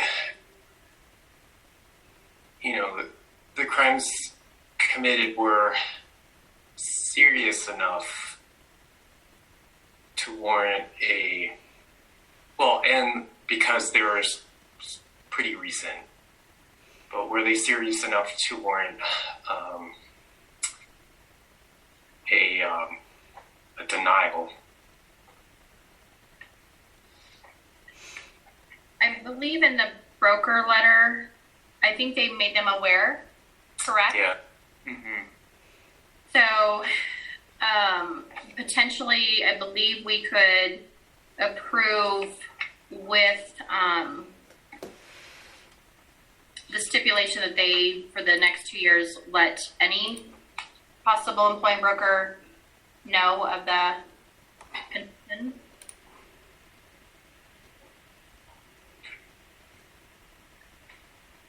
I could go along with that. I think I was struggling with the same things that Joe was as well. Yeah. I would have liked to see more letters of rec than the one that was provided.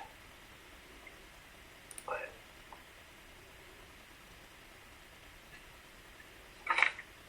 I agree with all of that. That said, although it was recent, it's a fairly young person who has, completed all their probation terms and paid all their fines in full. With that said, I would move to approve the application for licensure with the note that any employing broker over the next 2 years must be notified by the applicant of these issues. Do you have a second? I second. Thank you, Graham. Any further discussion? All those in favor? Aye. Aye. All those opposed? Motion passes for application approval with the stipulation of notifying employing brokers for the next 2 years of conviction. Licensing matter B is complaint number 2022-238. This is an application. On December 12th, 2002, the applicant pled guilty to robbery aggravated, unspecified, a class 3 felony. The applicant was sentenced to 5 years Department of Corrections, 2 years parole, and ordered to pay restitution. The applicant has completed parole successfully, and the case is closed. And Tabitha Quintana can answer any questions you may have. And as usual, there's no recommendation.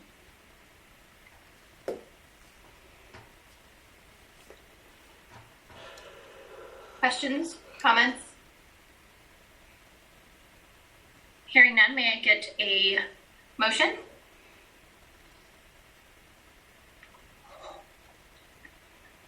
Um, 2022-238.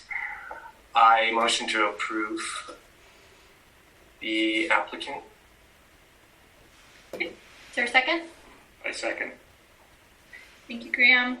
Any further discussion? All those in favor? Aye. Aye. Aye. Any opposed? Motion passes for application approval. Licensing matter C is complaint number 2022-239. This is a preliminary advisory opinion. On August 10th, 2021, the applicant pled guilty to weapon prohibited use, drunk with gun, a class 2 misdemeanor. The applicant was sentenced to 1 year deferment, 1 year probation, and a fine of $464. The applicant has a review date of July 12th, 2022, and has paid the fine in full. And there is no recommendation.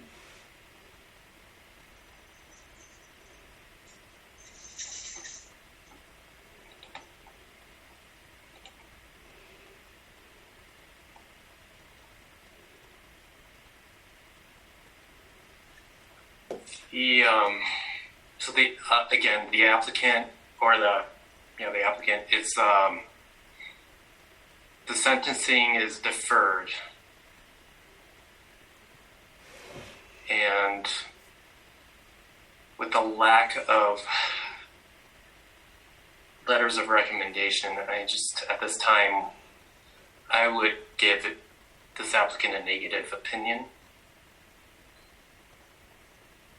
I agree with Commissioner Chang on that there's just too much up in the air with the sentence deferment, and there are no letters of recommendation to accompany the file, so I would also be inclined to deny the application. Well, I will motion in 2022-239 a motion a negative opinion for this applicant. Sorry, my Zoom shut down. I don't know why. I apologize. Hello. Hello. Do you need me to repeat that? No, I heard the end of that. No, we're fine. Okay. Was there a second? I second. We're waiting to. I wanted to comment as well. I agree with what both of you have said. I think if the applicant were to come back to us after there's more certainty with her deferred sentence, and also with letters of recommendation that we can review, that would be helpful in reviewing, for us to review again. Thank you. So there was a motion to deny in a second. Thank you, Kim, for that discussion. Any further discussion? All those in favor? Aye. Aye. Any opposed? PAO application has been denied. Sorry, Madam Chair, that was a PAO, so that was a negative opinion for that one. Negative opinion. Thank you. The licensing matter D is complaint number 2022-256. This is an application. On September 25th, 2019, the applicant pled guilty to assault 2, the cause heat of passion, a class 6 felony, and reckless endangerment, a class 3 misdemeanor. The applicant was sentenced to 15 days in jail with 1 day credit for time served, 2 years probation, and a fine of $498. The applicant has completed all terms of probation and has paid the fine in full, and the case is closed, and there is no recommendation. Thank you. Any discussion?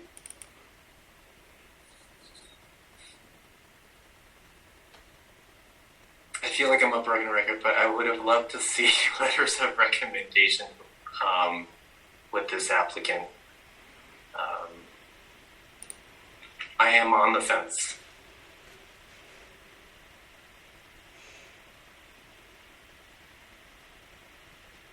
I agree, Joe. And I was a little confused about the statements from the applicant and how those meshed with reporting. Yeah. So I was a little concerned as well.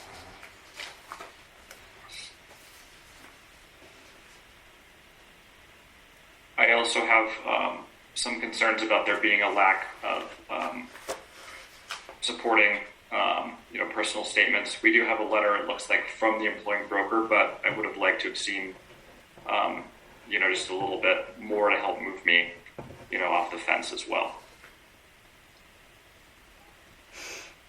I believe if we deny application, they can still come back with more information and reapply. Correct? That's correct. Yes, they can reapply. Can I get a motion?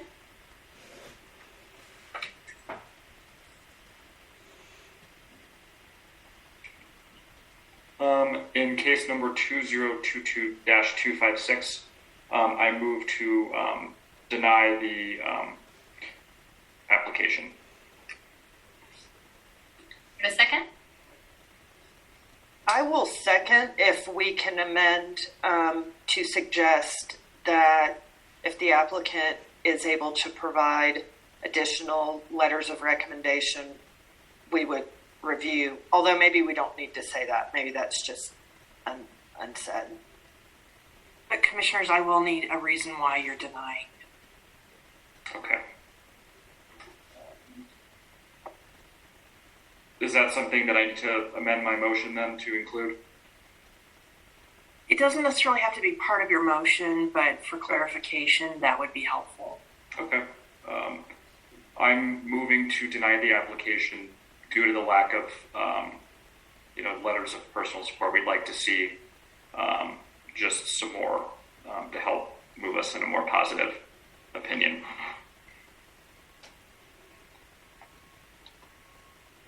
All right, we've had a first and second. Any further discussion?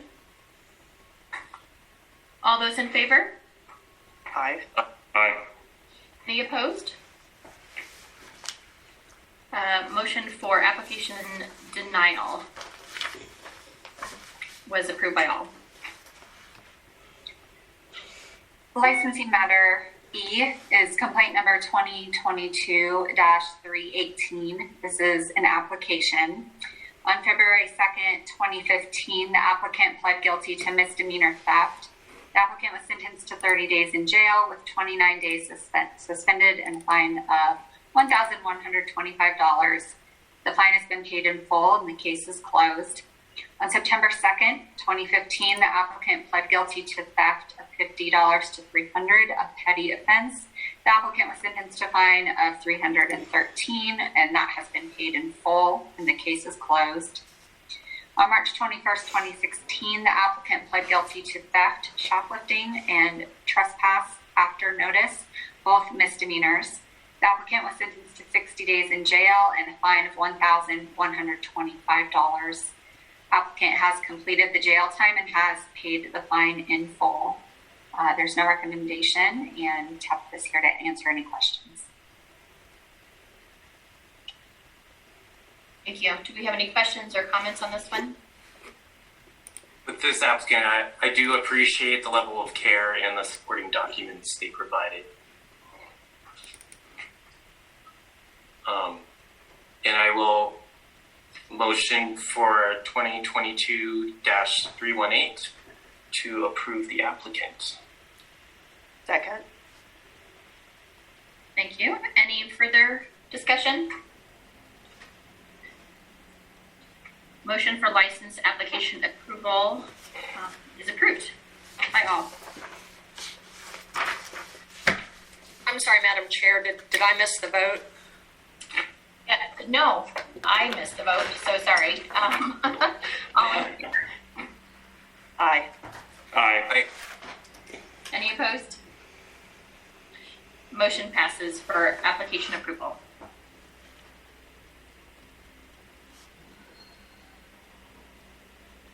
I believe we are now on to ESP. Correct. And Penny had asked me to start with your ESP matter A, which is not quite a counter, but to give a little backstory on this one.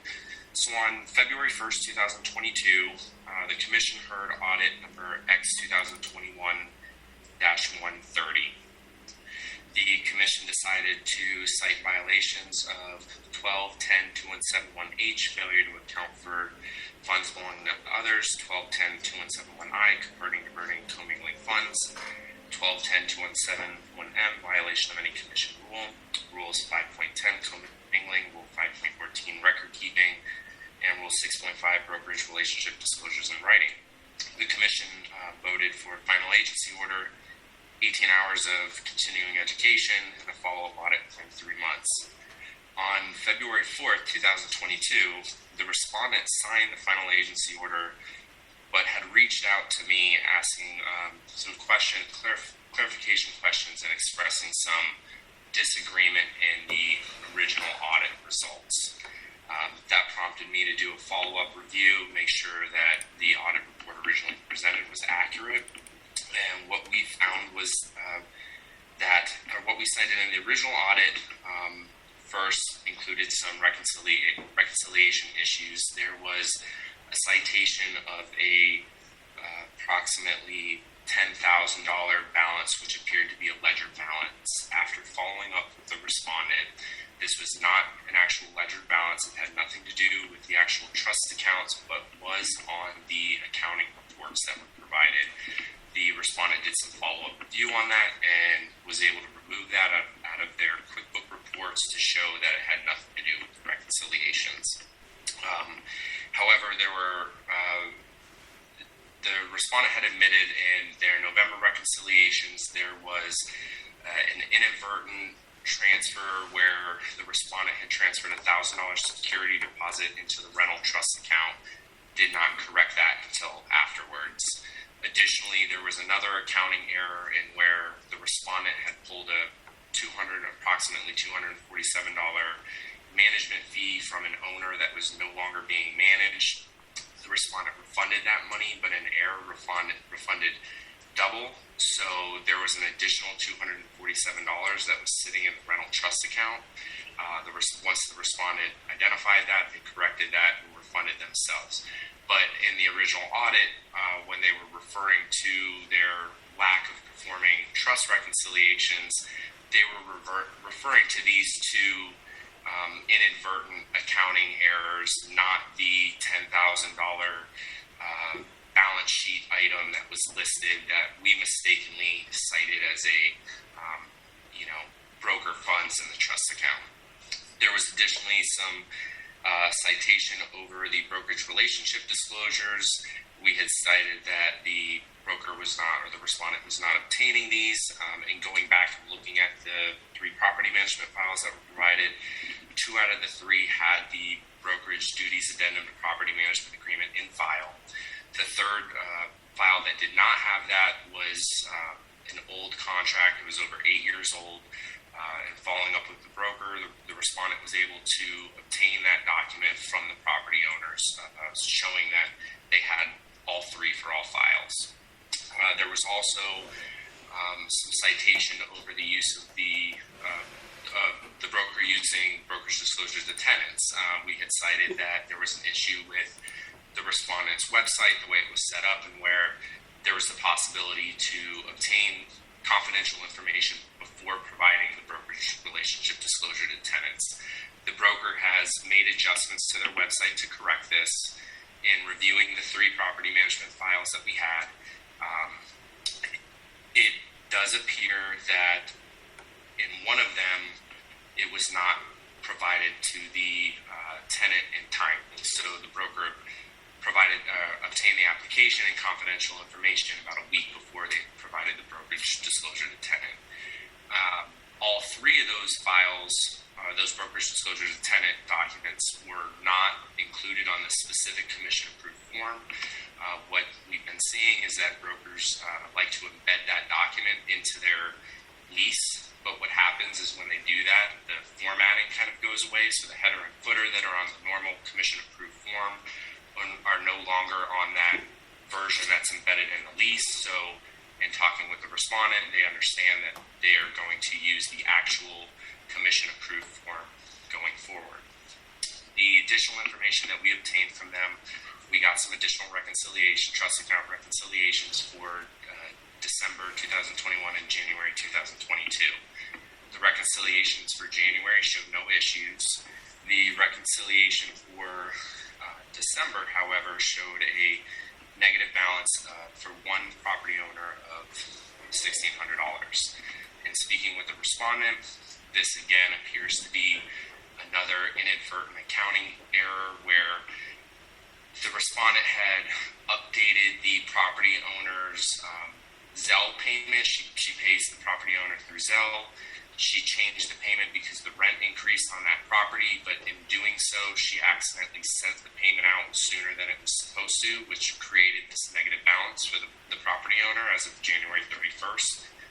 As of February 1st, it was corrected when rent was received and processed the following day. The only other thing that we found, she provided a mid-month reconciliation as of February 7th, 2022.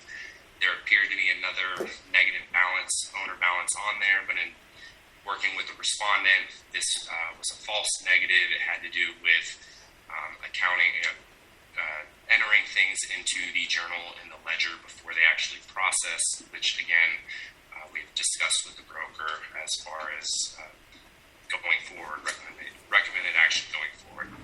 So there is not a traditional counter with this, but we wanted to bring it back to your attention. This was a little unusual because the respondent did sign the final agency order, but then expressed some disagreement with the original audit results. So at this point, I don't know what the recommended action is other than presenting you guys with the facts of what was originally cited and what was determined after the follow-up review. The respondent has 3 prior stipulations. Is that correct? Correct. So the respondent has been previously audited now twice. There are other unrelated cases that are outside of the audit that relate to this respondent. So there may be some other stipulations that are not related to an audit itself. Okay. And if I can just add one piece of clarification as well, in speaking with the respondent, before she signed the stipulation, she did in fact understand what the violations were. She did make and have a disagreement over that $10,000 amount that Eddie spoke of. And so to help her better understand what needed to be corrected in the next follow-up audit, I directed her to contact Eddie, which is how she got to Eddie after signing the stipulation with me. Well, I certainly appreciate Eddie. It sounds like you've really tried to work with her and educate her, right, on what needs to be done. So I applaud you on that. I think that's great. Sometimes they maybe just don't understand. So I think that's wonderful on your part to be able to educate her through that process. Penny, it looks like the counter proposal is everything except for just taking away the public censure. Let's see, hang on a second. Because again, when she spoke with me, there was no counter proposal. I think that, and Eddie, you might be able to speak better to this. And this is a little bit, because it's sort of built on, she had the first audit, was a diversion, and in the audit, in the stipulation, it says that if you fail to comply with and correct, the issues found in that audit in the next one, that it'll be disciplined and it will be considered a stip violation.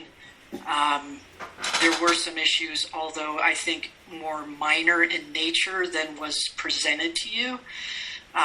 There were still issues of license law violation, which warranted the stipulation that we have before us. So I don't know. I'll defer. I don't know if Marcia has any input on that.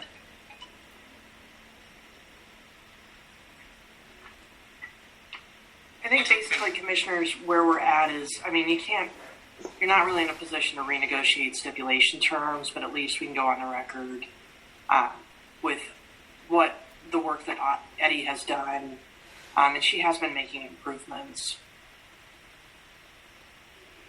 Okay, I guess I was just confused because the form I'm looking at says initial settlement offer, and then it has a counter proposal underneath it. So I was a little confused on what we're doing.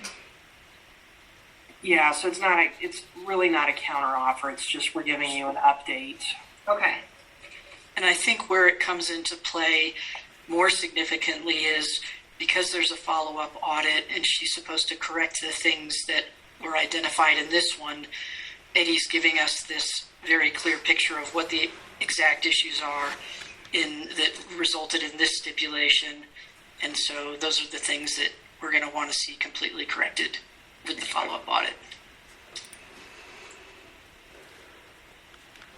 Okay. So we're actually not voting on anything right now. It's just kind of an update on what she's doing to fix her violations. I believe so. I will say that she expressed to me that, and again, she should have expressed these issues before she signed the final agency order.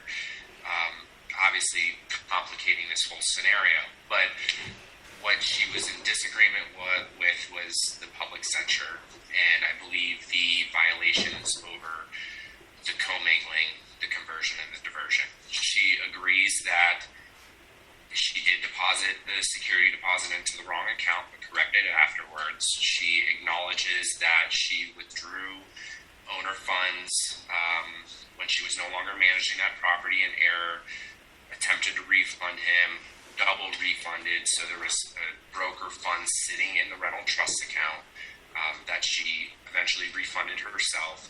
And then the other example from the January reconciliation with the negative balance, which again was, what she calls an inadvertent accounting error.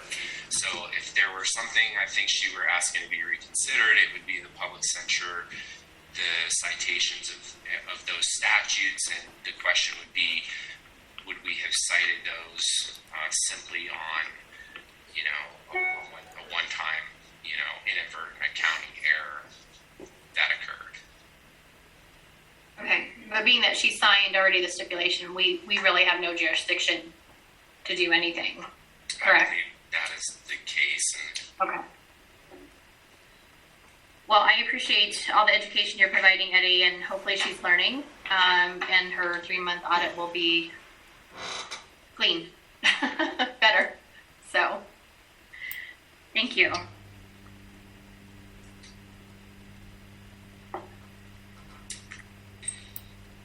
Shall Shall I move to the next matter? I think so. Okay. Thank you, Penny. And this might be a little different as well. Because there's a little new information since this report was drafted, but this is regarding complaint number 2021-838, and this individual signed a stipulation July 22nd, 2021. It was regarding a continuing education audit and a failure to respond to that audit. The fine amount was $862.50, and he had additional coursework to take. And as you can see in the memo, there's been numerous attempts to gain sort of compliance with this issue, and we have not been able to gain compliance.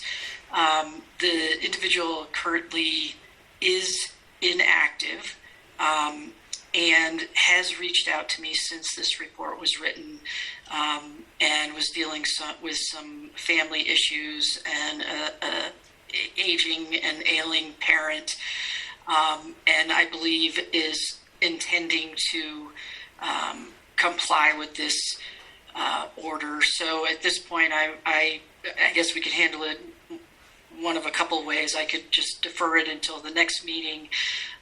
You could move forward on a stip violation now because they are in fact in violation of that order, or you could give me another, authority for another 30 days to see if I could get this compliant before referring it, because of course I think compliance is always the better avenue than expending more legal resources.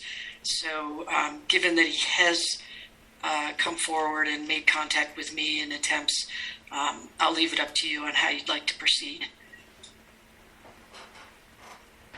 I think personally, I would like to see compliance. I am totally okay with giving you an extension, giving you that authority to extend to see if he can become compliant. There's times when we have to be compassionate and, things happen in life. So hopefully everything is okay on that end for him, but I'm fine with an extension. I agree. Yeah, with the 30-day extension, I'm fine with that. And so and again, I'll defer to Angela whether we need a motion on this, but it sounds like we're sort of deferring this, that you agree that there is a stip violation, you have the authority to move forward with that, but you're allowing me an additional 30 days to try to gain compliance before we would enforce that. Is that correct? Yes, that's correct. Angela, are we able to do that? And sounds like a motion's needed. Yeah, and I think commissioners, one of you could just make the motion and say, just try to summarize what Penny just said, and then if necessary, this will come back to you at the next meeting. Or we can simply defer it to the next meeting, and I can see what I can get done in the next 2 months.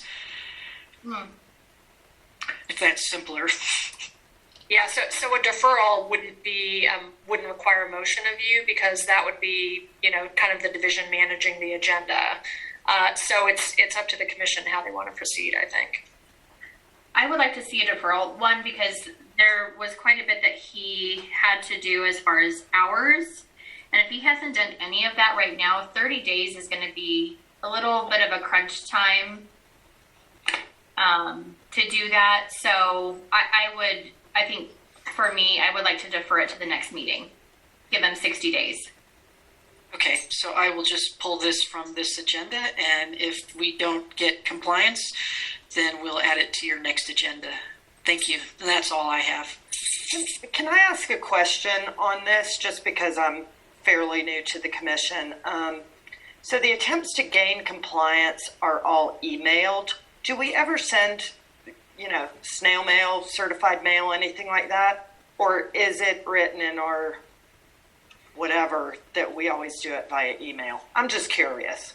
Well, we do typically do it by email, and there is a requirement that there's at least a phone call attempt, and there was a call attempt in this one. And then when it then kicks over to me to have on your agenda, I again reach out and make a phone call and try to gain compliance. And that's when he reached out back to me. So in our current working situation, we aren't necessarily doing snail mail out of our home offices. But we are using their email, their phone number, and in cases where there's an employing broker, we would reach out to the employing broker. So we do try at least more than one form of contact. Okay, thank you so much. Thank you, Penny. So we are now moving on to Attorney General matters, and I will lead for this, Angela, correct? That's correct. So commissioners, just for the benefit, for your benefit and the benefit of any members of the public who are attending, we do have 3 Attorney General matters to discuss. My suggestion is that we go into one executive session to discuss all 3 of them, and then we will return to the public platform so that the commission can take any formal action. That will save you having to bounce back and forth between the 2 different platforms that we have. Unfortunately for your chair, this means a very long motion that she has to read to get us into executive session, but that motion will cover all 3 matters, and then you will leave this platform, go into the other platform. Make sure that you leave this platform so that we're not, what we say is an audible, and then we'll rejoin the Zoom platform after executive session is concluded. Okay, so thank you for providing the script. So it is long, but Angela has provided me with something to read. So this is Commission Chair Michelle Espinoza. This is a real estate commission meeting on April 5th, 2022, and the time is now 11:36 a.m. I move that the commission enter into executive session pursuant to Colorado Revised Statute Section 24-6-4023A2 for the following purpose: to confer with counsel to receive legal advice regarding AG Matter A, case number 2021-271 JN, and receive a counter offer from respondent in the case, and to confer with counsel to receive legal advice regarding AG Matter B, case number 2020-267 CW, and receive counsel's legal assessment of the referred violations in the case, and to confer with counsel to receive legal advice regarding AG Matter C, case number X 2020-79 NC, and receive counsel's legal assessment and a report on the case status. May I get a second? Second. Thank you, Graham. All those in favor? Aye. Aye. Aye. There are 4 votes in favor of executive session. We will now enter into executive session. Now from executive session, I think everybody is here.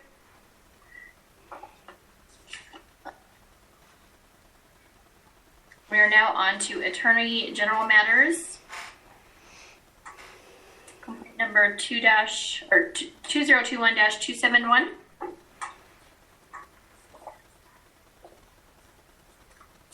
So commissioners, AG Matter A has been presented to you, and this is a counteroffer. The commission can decide to accept, reject, or provide alternative settlement guidance with respect to this case. And you can instruct us how to proceed by motion and taking a vote. Did we want to discuss anything about the new, or about the information that was provided to us by the respondent's attorney?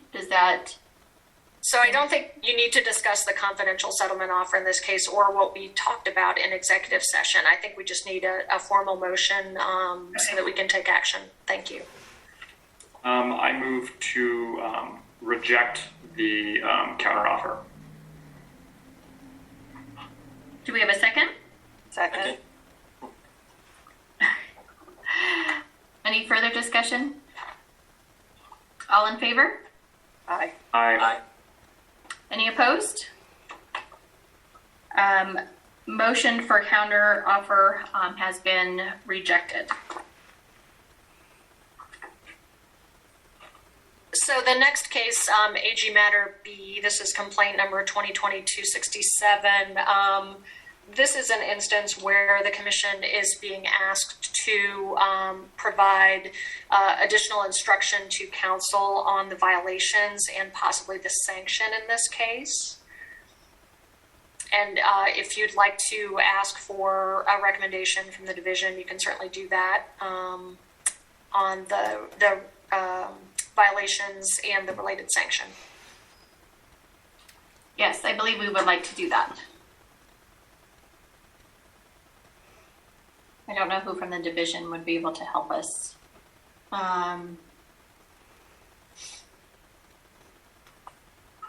Would that be Marcia?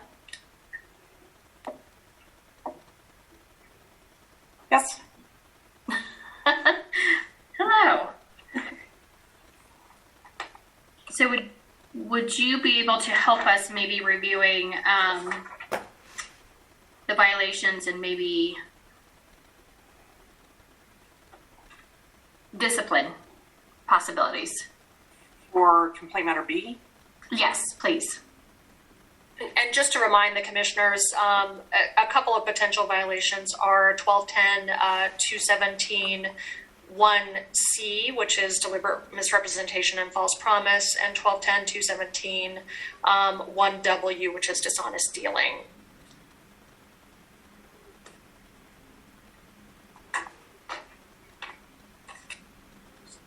So I understand that, I mean, there was a component, and I think one of the challenges with this case is knowing what they knew about the property and when they knew it, because it wasn't just painting the siding. There was also like the sprinkler system, there was concrete, I think installed over the sprinkler system. There were some other issues, and I think the big question that Angela has to overcome is being able to prove that the respondent knew about those and failed to disclose them prior to the transaction closing. And Eddie can also chime in as well because he was the team lead on this.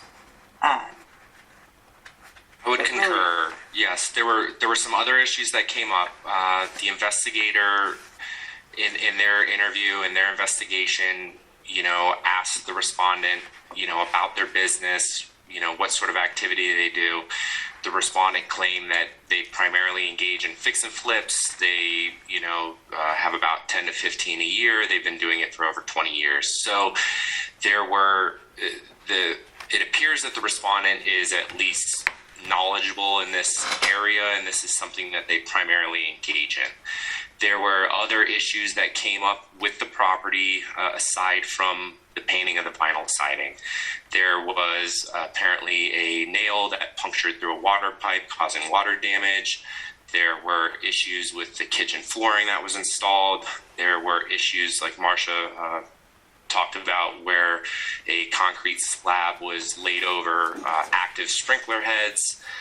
Basically, now where the sprinklers just come up under the concrete slab. The respondent originally agreed, or based on the investigation, it appears the respondent agreed to help the complainant address these issues. In the interview, the respondent talks about, the complainant presented invoices to get these things corrected. He didn't agree with those. He tried to get his vendors out. Apparently, that they couldn't arrange that to happen. Then COVID, came around, the pandemic came around, and the communication just stalled completely. The complainant, in trying to pursue this, had to have him served. That took multiple attempts to get completed. Eventually had a default judgment issued by the judge. The respondent did not respond to. The complainant was able to do some research and find other properties that the respondent had listed. So she was able to tie a mechanics lien to those and ultimately get paid out through the sale of one of his properties. In the interview, he was asked, why didn't you follow up with the complainant? Why didn't you do anything about this? And his response was more or less, well, I saw the pictures, they looked really bad. I knew I was going to lose in court, so I just let her get a default judgment and figured she'd get paid that way. So to follow up kind of with what Marcia said and what Angela previously addressed, I think the issues around proving that he failed to disclose adverse material facts related to those items we just addressed, that may be difficult. In my opinion, I think there is enough evidence to support the misrepresentation and dishonest dealing, I believe, is what was cited. Okay. So yeah, I think it's dishonest dealing, false promise maybe, I believe is on there. Correct. So 1210-217 1C and 1210-217 1W were a couple of the violations that are potentially at issue here.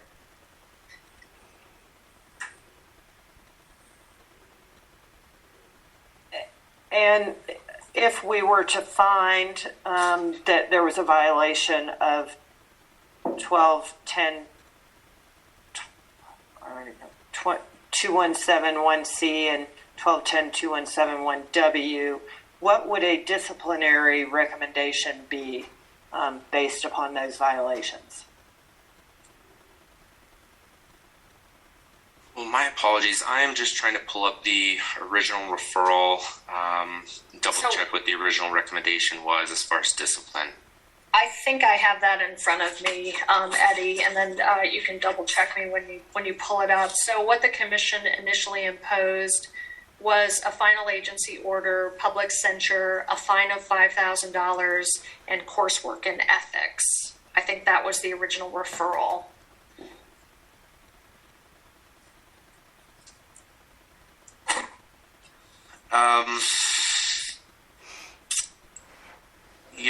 I think options to the commission would be to either remove the FAO and the public censure and replace that with the diversion and possibly lower the fine.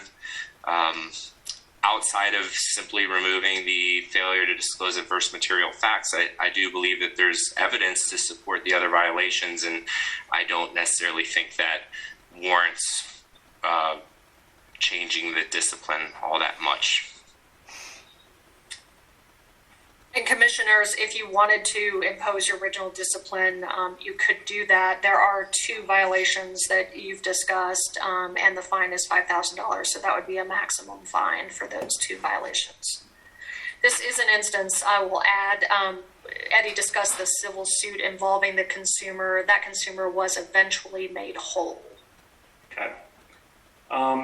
If we take out the failure to disclose adverse material fact, would the final agency order and public censure be consistent with, what we've done in the past as a commission, or would that sort of, because failure to disclose adverse material fact is very serious, and not that the other ones aren't as well. I'm just wondering, if we take one out, does it knock it down to more of a diversion if we keep the fine? No, I think your dishonest dealing violation justifies the public censure and the final agency order. Got it. Thanks. That's kind of what I was thinking as well. Yeah. So we can remove the failure to disclose. I don't know if that does anything as far as the file, because I think the dishonest dealing still, and the false promise still puts us up at, final agency and a public censure. Yep. I think that diversion is way too light. Okay. Thing like this. So I don't know if it makes sense for us to revise and take off the failure to disclose, if we're leaving our discipline still the same. So I think it might be a little more straightforward to just state the 2 violations that are being referred, 1210-217-1C and 1210-217-1W. And then if the commissioners are not changing the recommended sanction, then that will be the revised guidance for me. Okay. I'm going to take a stab at a motion. I move in this case to find that the respondent was in violation of license law CRS 12-10-2171C and 12-10-2171W, and move to impose the following discipline of public censure, final agency order, a fine of up to $5,000, and coursework in ethics. We have a second? Second. I apologize, Commissioner Rediker. Was that a fine of up to $5,000? The original fine was just $5,000 for clarity. Yeah, okay, yes, fine of $5,000. I apologize. The memo I read said up to. So, yes, That was my a fine mistake. of $5,000. Okay, so we had a first and a second. Any further discussion? All in favor? Aye. Aye. Any opposed? Motion passes as presented.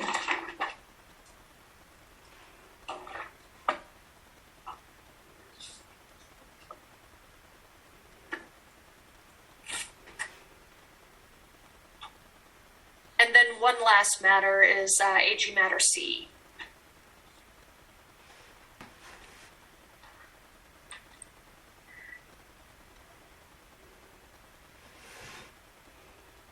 Okay. And I think the only question for the commission regarding this matter is you have received some new information.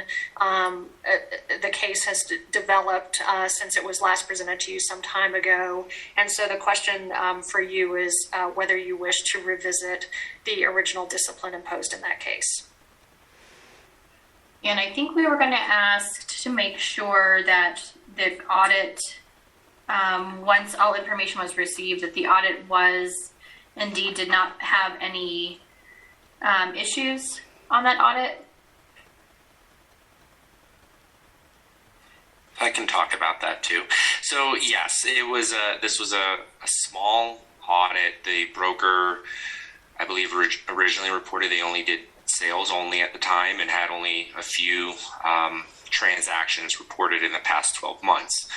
I believe we reviewed one file originally, but had difficulty getting in touch with the respondent and the respondent providing documentation. So once we did ultimately receive all of the documents from that original transaction file, there were no issues with the transaction file or audit itself outside of the time it took for the respondent to actually respond.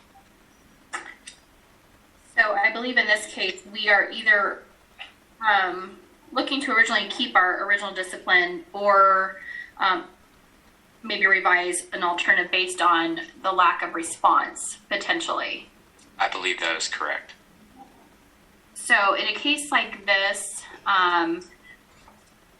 asking the commission, would it be, instead of, if we revised our original decision based on nothing being returned, where if we did like diversion for the lack of response and turning in the files in a timely manner, would that be something that would be within our jurisdiction to do? You can impose a stipulation for diversion, and you could also require coursework for failing to respond to a commission audit. Because I definitely think that needs to be addressed. I mean, I appreciate the fact that the respondent finally did get their paperwork in and that the audit went very well. However, if the commission is requesting some information, they need to be timely in that. So, commissioners, anybody have any questions or comments on that? There's also the ability to do a follow-up audit as well if you wanted to recommend that to see if the respondent has corrected their ways.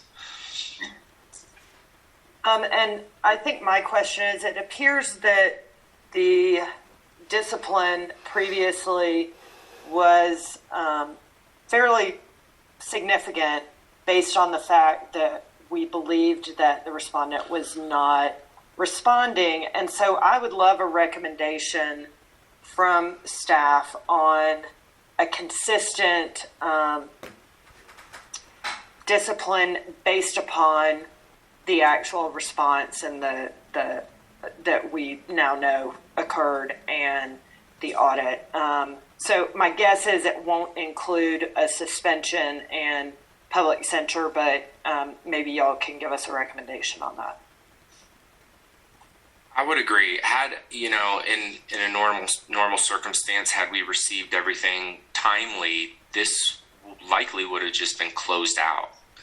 There wouldn't have been any discipline. This wouldn't have gone to the commission. The only reason this went to the commission was, generally speaking, the lack of response, and quite frankly, our without responding to us, we have no clue, what the broker is doing. So there was an element of, obviously we need that documentation to verify there's no issues, but the bigger point was that we were never provided those in the first place. So once we received them, it does appear that there were no issues. So had that all been provided in a timely manner, it likely would have just been a closed audit, a successful audit without any discipline. So I think the question that the commission should ask themselves is, is there confidence that this isn't going to happen again?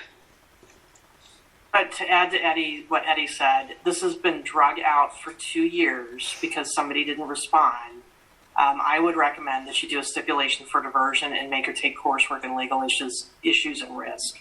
Okay. I also like Eddie's suggestion of a follow-up audit, just to be safe. Not that I want to add more casework to the division, but and this broker this respondent has recently upgraded their license and has licensed a brokerage firm, so it might be a good idea to follow up and just make sure that everything's still good. Did you have a recommended timeline for that audit, Eddie? 6 months was the original. I would say 3 or 6 months. okay. Would someone like to make a motion? Madam Chairwoman, in this case, I move that we revise the discipline on this respondent and instead put in place diversion, coursework in legal issues and risk, and a follow-up audit in 3 months. Do I have a second? Second. Thank you, Joe. Any further discussion? I would like to just kind of point out, I'm not really too sure on the idea of a follow-up audit. I think it might be a little too much considering that the last audit turned up, had the last audit been able to go through, it seemed like the respondent was keeping, pristine records.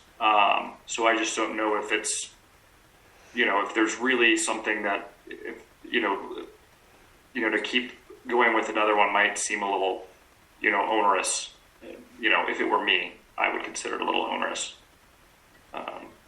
I understand that. I also think that Eddie's point that the respondent is now an employing broker and is bringing people under them. Sometimes things change. And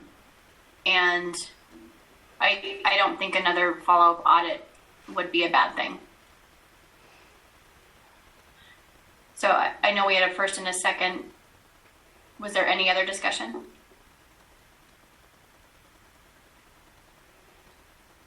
All in favor?